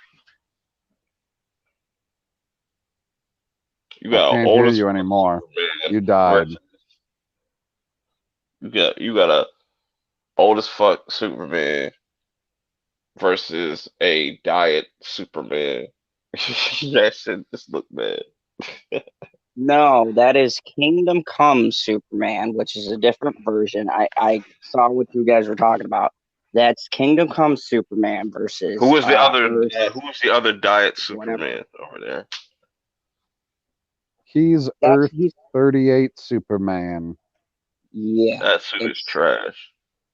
that's two His different versions. suit? Yes. I was not expecting that. I thought you were going to say that the other suit is trash. Kingdom Come on, that's fine. But I was just like that shit. I was like, these people are hyped over I this. I like was just the Kingdom Come one except for the weird S. Well, But I guess each that's what it's supposed to look like. yeah, each Earth has a different variation of the Superman logo. From how I gather it. Not Earth 99. so was the Batman stuff the same episode? No. Okay. Nope. They saved Kevin Conroy Batman for Batwoman. And that's Ugh. odd. Didn't see. Correct. Oh, okay. Well, I guess I'm gonna watch it anyways. So just go ahead. How'd that play out? Because I was more curious about that. Like, did he finally tell her about herself for stealing his shit? He's Earth 99 Batman. So it's not even the same Batman, per And he se. doesn't even sound like Batman. Why didn't he use his Batman voice? I don't understand why he didn't use the voice that he uses when he's doing Bruce Wayne and Batman. And what Because the when I'm fuck sitting was there on him? watching it, I was like, holy fuck, that's how they're doing this? Okay. And then he's talking, and I was like, he seems more real when he's not on the screen. And what the fuck was that he had on him? Like, what the hell was that? It's an exoskeleton that he has to wear ever since he was in a better version of Batman versus Superman. No, absolutely not. Spoiler alert, he fucking killed Superman. Yeah, that's actually the version of Batman versus Superman was based off of Batman Returns, where Batman actually fucks Superman up quite a bit. But is he Well, was At he the end, fucked him wasn't he up in so that one? much in this one, he died. yeah, I mean, in the Batman Returns, he didn't die. Bruce Wayne wound up, and I'm doing air quotes, dying, but he didn't really die. He just faked his death and went like underground. That suit was ridiculous though. The way he punched what's her face like that, I was like, Oh, damn, yo, when who the he fuck you gonna punched shoot? fucking Kara, that was fucking weird. I was like, bro, like they literally turned him into like if you've ever I think Zod's seen this, but you know those advanced warfare suits? Yep. That's what Yeah, he was in. He was in those exosuits, those he's like wearing an jumping. exosuit.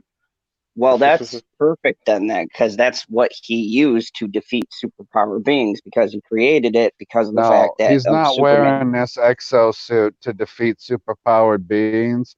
He's wearing this exosuit so he can walk Oh, well, yeah, that tracks the comic too from because he got all from messed up taking years and years of a of pounding. abuse. Yep. I was And like, he this is not killed Batman. Superman like 10, 15 years ago. Shit, maybe 20 years ago in his timeline.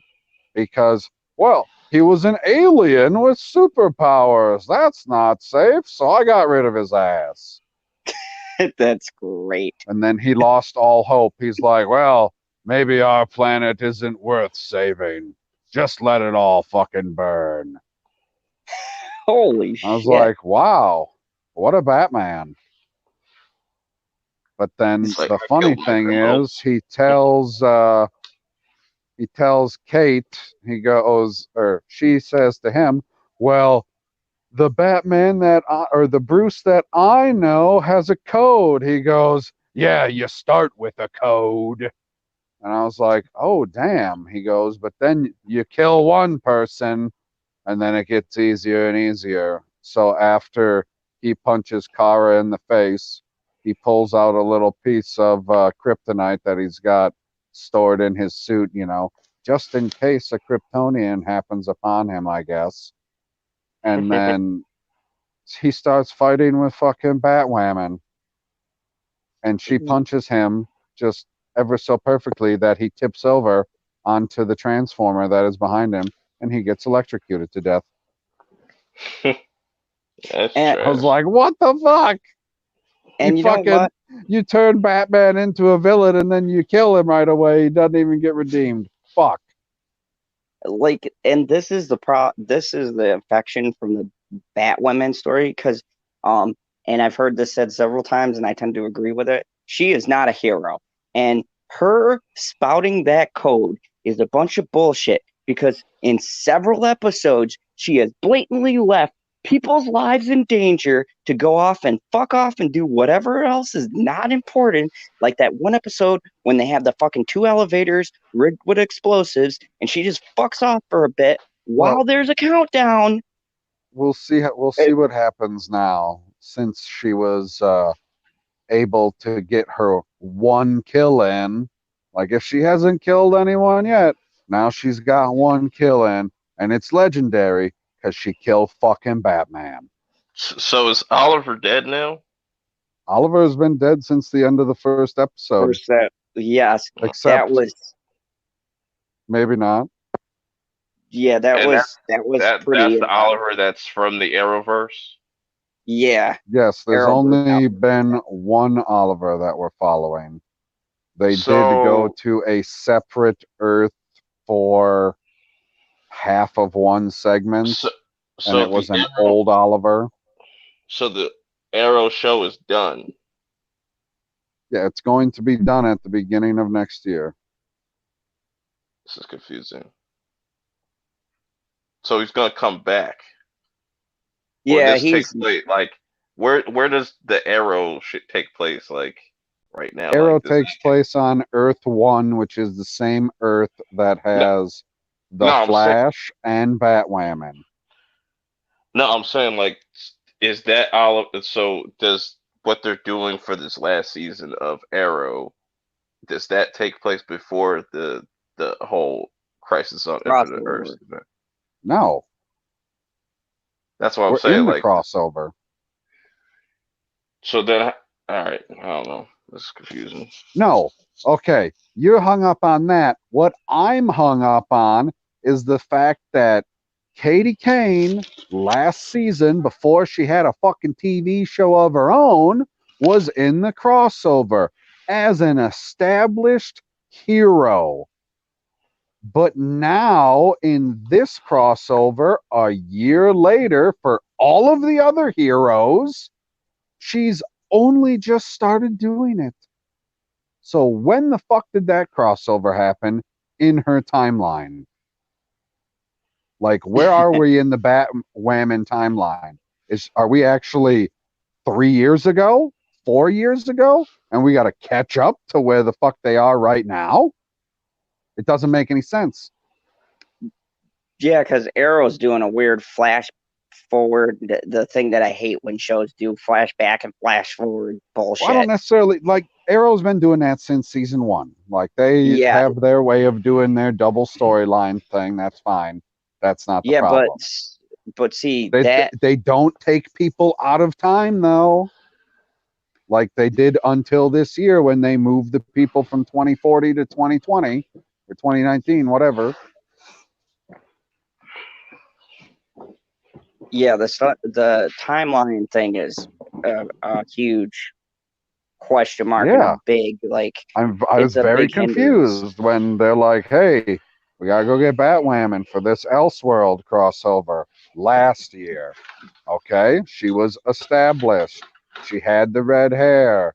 The costume was changed over. So that's had to have happened at that point. So then when we got to the crossover this year, she's beating up the fucking people in Alice's gang.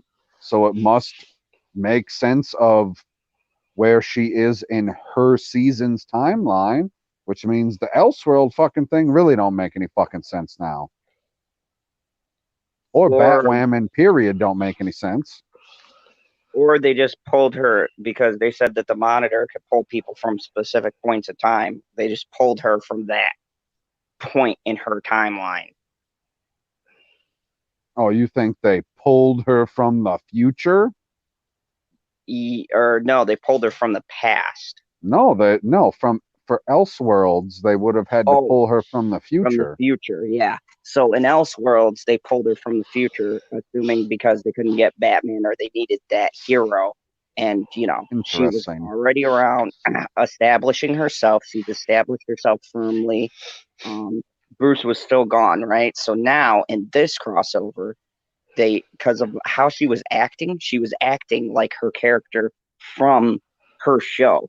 So that signifies to me a younger version of that. So this time around, they got her from a different point in the timeline.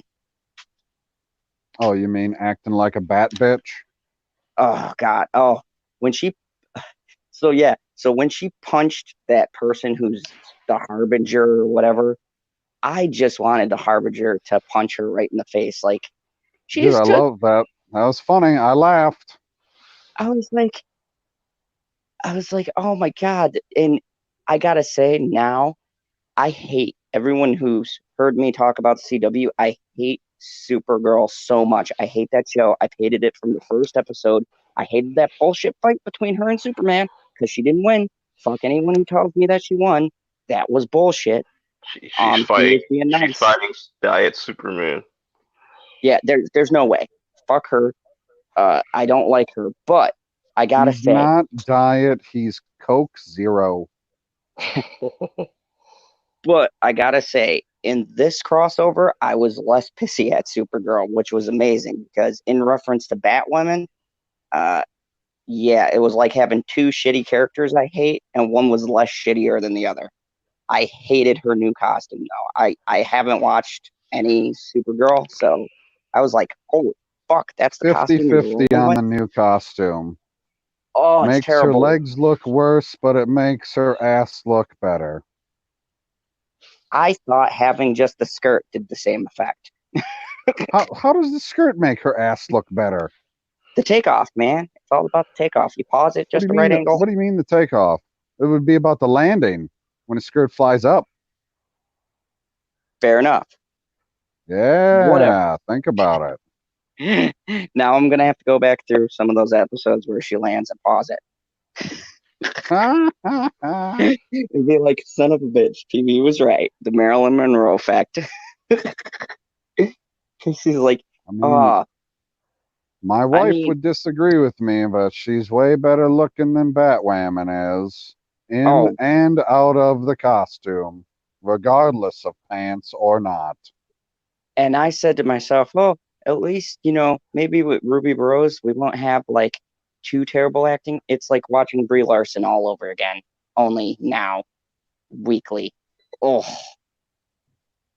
her range of emotion goes from plank to plank that can move her mouth in an awkward position that's trying to smile, but I'm a No, strong, she can powerful female. furl her brow a little bit. Don't forget about that.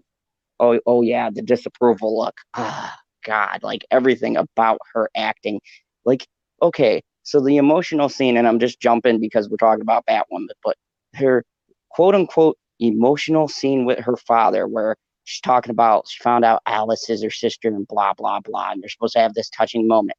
Like the dude who plays the father, kudos for him because he's holding up that whole fucking scene. He's like, there's a one tear, and he's the strong guy, but you know he's emoting and she tries to make this like oh I'm in the moment and it's just terrible because her expression never changes. There's just like nothing. I'm like, holy fuck, she has no range whatsoever. Like, I watched the Meg. She was a human being. She was snarky. She laughed. She's capable of other emotions. What the fuck is going on here? It's like nothing. Like, life-threatening situation, same look. Pissed off, same look. Oh, I want to have an emotional Yeah, moment with if my they were going to girlfriend. do that, they should have just got Captain Marvel to play Batwoman. Oh God, it would have been the same thing. And I And hate I Brie have to Larson. say Captain Marvel because Brie Larson, I have seen her act in other movies, and she actually can put emotion into it. But in that movie, they were like, you know what? We would like you to act like a tree. If you could give us the emotional value of a tree, that would be great. And it's like a weekly Captain Marvel. I don't know how I'm gonna get. I don't know how I'm gonna get through 9 episodes. I struggled with one. It's I think someone in our chat put it best, PV, like you're a glutton for punishment, man. 9 fucking episodes, dude. You should get some kind of medal for that. Some kind of award, some kind of recognition. I don't know. Fucking cookie. I don't know how you do it. Yeah, as soon as the woman gets around to making them, I'll get a cookie. But uh, you know, and here's the thing I'm also leery about. Now, I love Arrow, and I like the fact, like people complained about this, but I'm on the other You side. only I like like the Arrow? no, I'm getting to the part I only like. I like the fact that that Arrow has a somewhat explanation for having a female carrying his mantle. I respect the passing of the torch they're attempting to do. No. You misspeak. You misspeak. You did not watch my review. He did not pass the torch. He passed the quiver. Yes, I like the fact though, she didn't come in, she didn't break into his arrow cave and steal his shit and go, oh, this will be better when it fits a woman. No, he was like, he was like, No, she hey, came in and was like, "You're the one wearing this, right?" And he's like, "I don't think it's in my size." yep. And then he's like, but this box right over here, there you Whereas go. if it would have been Katie Kane, she would have opened up the box and would have looked at it and would have been, you know what would make this perfect? If it would fit a woman. Be like, yeah, uh, No, I I know. think the word you're looking for there is different, not perfect, you wacky bitch. So, and that, I think this is the big problem that the crossover has for me is that you have shades of writing in every one of these that is from that designated show because it's Supergirl, it's Batwoman, it's Arrow, it's Flash, it's Legends of Tomorrow. So the writing is different considerably between each show. And thus, when you have a crossover, even though I assume you have the people who work on the different shows all together in their little fucking room talking about how they're gonna make it work, you still have that inconsistent, lazy, shitty writing that they have over at Batwoman that taints everything. Because clearly Green Arrow is writing it better. Like, I can buy this new spinoff coming from Green Arrow. I mean, I'm a little leery, but I can at least give it a shot. Where Batwoman just came in hot and has been hot trash consistently and is getting worse, if that is even possible. I mean, normally you're in your fourth or fifth season before it starts going downhill. Even Supergirl, people love, for some strange fucking reason, people love those first couple of seasons, whereas I Dude, thought it was garbage from really, the beginning. you don't know what it is? I can tell you what it is one fucking thing. Do you not know Okay, what it is? Kara.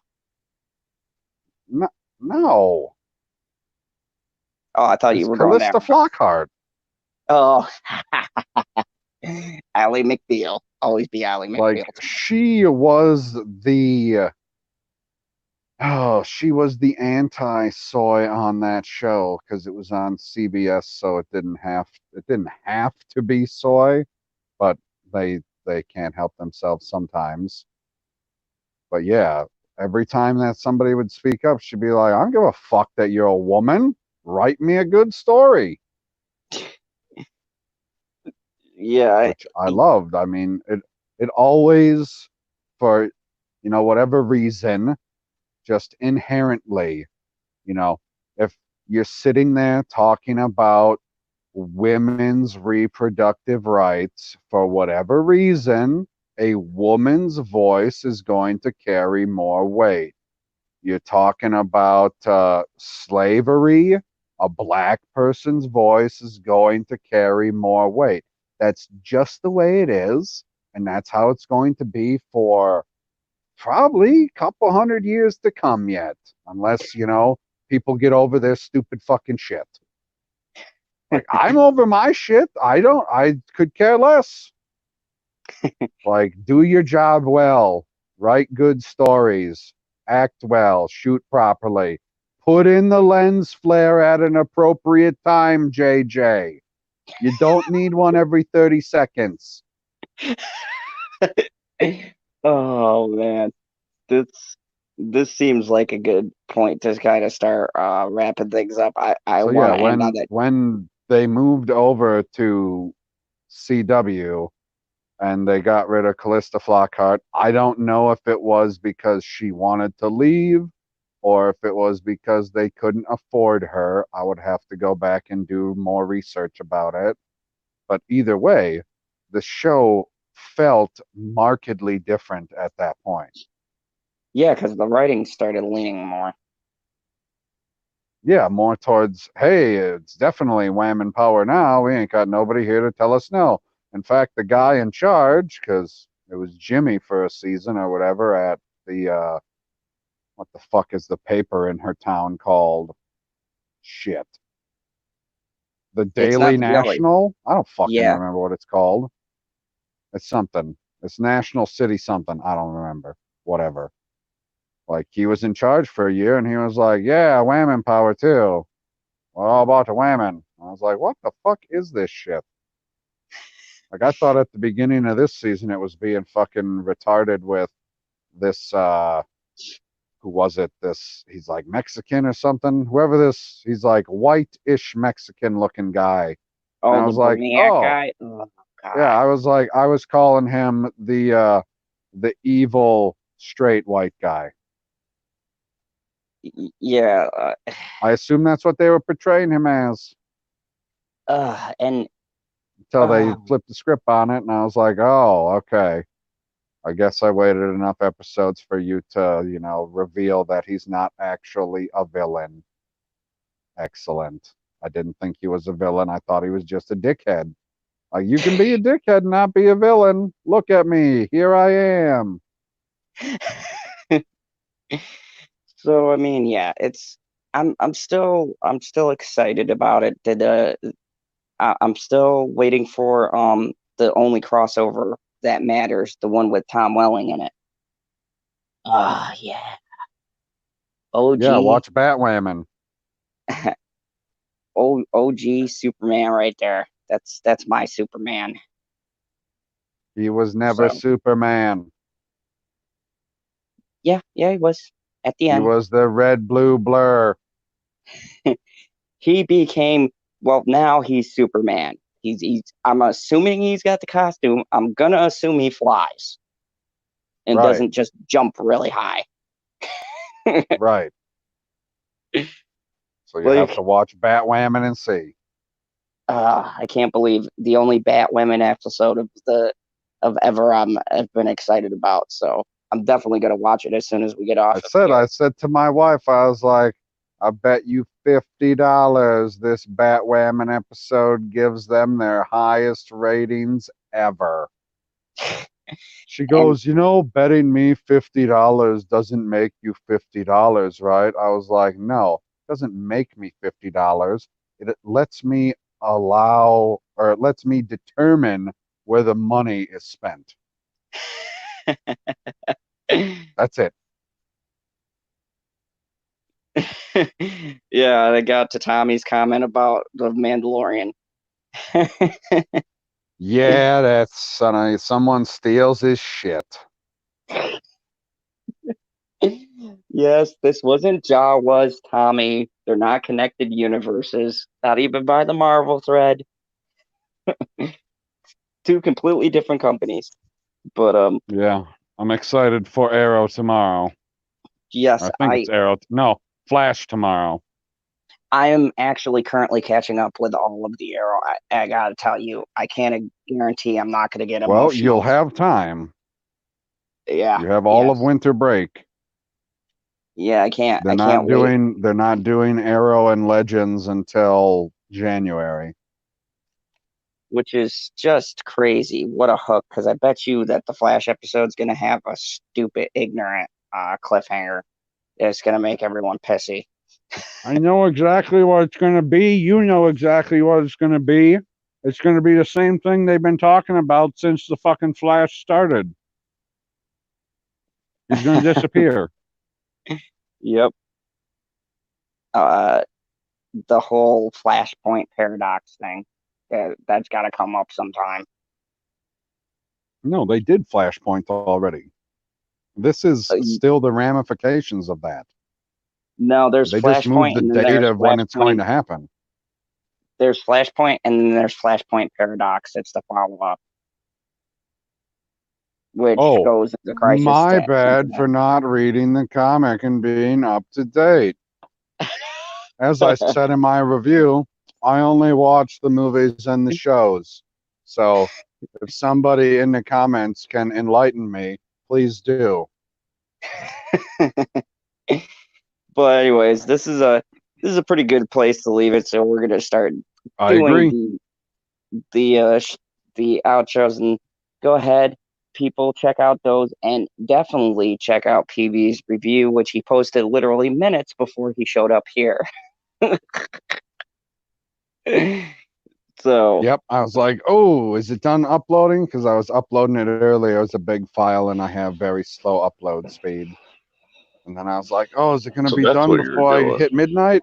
Just got it in just under the wire. Yeah, I see the notification. I go, let me find out. This son of a bitch is going to be later than Perp, and he's uploading a video. And sure enough, my bell went off, and I go, this fucker. And now I got to watch it right after I get done. I was here just in time for the start of the live stream. Fair. I waited the 2 minutes, though. Anyway, I'll take it. I was tweeting this out. So anyways, thank you everybody for joining us here tonight. We're going to go down the panel, plug the channels, and then, yeah, this huge panel. Real quick, do the shout out for Stevie J, PB, because you do the best outro for people who aren't here.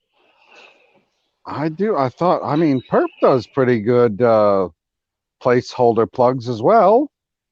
Like, he's pretty good at impersonating people. Right now. That's okay. Yeah, Stevie J Reviews. You can find him at the same name, Stevie J Reviews on Twitter. He reviews movies, pretty much. That's about it. I don't know what Yeah, else he he goes. reviews. Does he review other things? Does he review TV shows? I don't think I've Yeah, ever seen and him he do a does. review of a TV show. Only I movie don't ones. And then know, I but I seen do him do know he trailer reviews. reactions, and then I seen him talk about Joker. And then I saw him talk about Joker, and then I saw him talk about Joker. So if you need somebody to talk about Joker, go check out Stevie J Reviews. Your favorite Australian Joker. Awesome. And of course, YOLO is here with us with the cool shades he borrowed from the Senate. Go ahead. Tell How us you where know we you can find said baby YOLO. it? You're this perp. It was dope hanging out. I got a fucking headache. It's annoying. Oh, Um, got a Watchmen episode 8 review out. It's like one more episode left. If you ain't watching the Watchmen, I don't know what you're doing. Also, watch Reprisal on Hulu. You will not be disappointed. Probably one of the best shows to come out this year. Um, yeah, that's all I got. Nice, nice. And of course, the man who has been suffering through Batwomen and who will be joined by the villain because we both are gluttons for punishment. Just see our Game of Thrones season 8 reviews. My colleague, mi amigo, and all around fan of crossovers. PB, go ahead and tell them about your channel and your review. You literally uploaded a couple of hours ago before we went live. first of all, I'm not a fan of crossovers per se. I'm a fan of connected universes. They're not the same. The crossover happens inside of the connected universe. Like the Black Lightning crossover with it was kind of lame. It only gets connected at the very end, and I assume that it'll be resolved by January.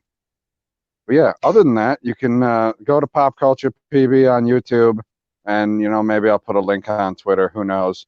To check out my Batwoman review. Or no, it wasn't for Batwoman. It was for Supergirl, for the best episode of Supergirl that I ever saw. And all it took was getting all of the other superheroes in the CW DC extended universe. That's all it took to make a great episode of Supergirl, is to get all the heroes together. But other than that, I talk about Marvel, Star Wars, anything that trips my trigger. Pretty soon here, I'll be putting together a bunch of short rants of me yelling about football. You'll probably get a kick out of that too. But yeah, that's pretty much all I got. So I'll kick it back to the dictator in chief, General Zod. I love how you expressed the dictator part. Take pride in that very much. Everybody's been in the fandom zone. Thank you very much for joining us for Mando Monday. I think it's going to stick. We had some really great back and forth, and we talked about a wide variety of things that went into trailers and things like that. It was great. It was great having you guys on, and I'm really enjoying doing these reviews. So we're going to be doing this for the rest of the iteration of The Mandalorian. And also, I've got a couple of things coming out. I got my trailer reaction for Wonder Woman. Spoiler alert, I shilled the shit out of it. Um, I have It must be on two. DC Universe. Speaking of which, if you guys don't know, still doing a month deal on DC Universe. Go check it out. Titans just wrapped up its season final, and all I can say is fire. Anyways, I also have a review coming out for Justified. It is the first one on my new segment, Zod's Picks. I have two of them actually. I have a That shit holiday was one old coming as up. fuck. So, which one?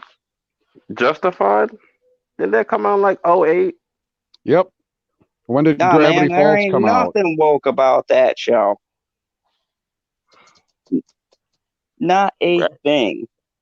When did Gravity Falls come out? Gravity Before Falls that. came out in want to say 2013. It Oh, my ended. bad. It ended right as the wokeness started. I think it was strategically planned because some of the jokes in there are definitely, yeah. It's good. Go check out my Gravity Falls reviews, and I'm gonna do a Gravity Falls series overview and how I think it connects to Rick and Morty because the same creators did Gravity Falls.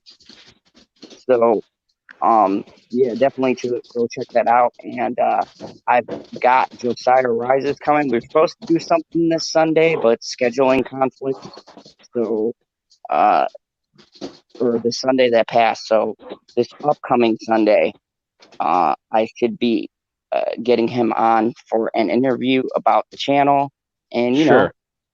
bunch of stuff. So we'll see how that shakes out. And yeah, until next time, y'all remember the golden rule here in the fandom zone. Watch the Wonder Woman trailer. And kneel before General Zod. Never, Nope. villain.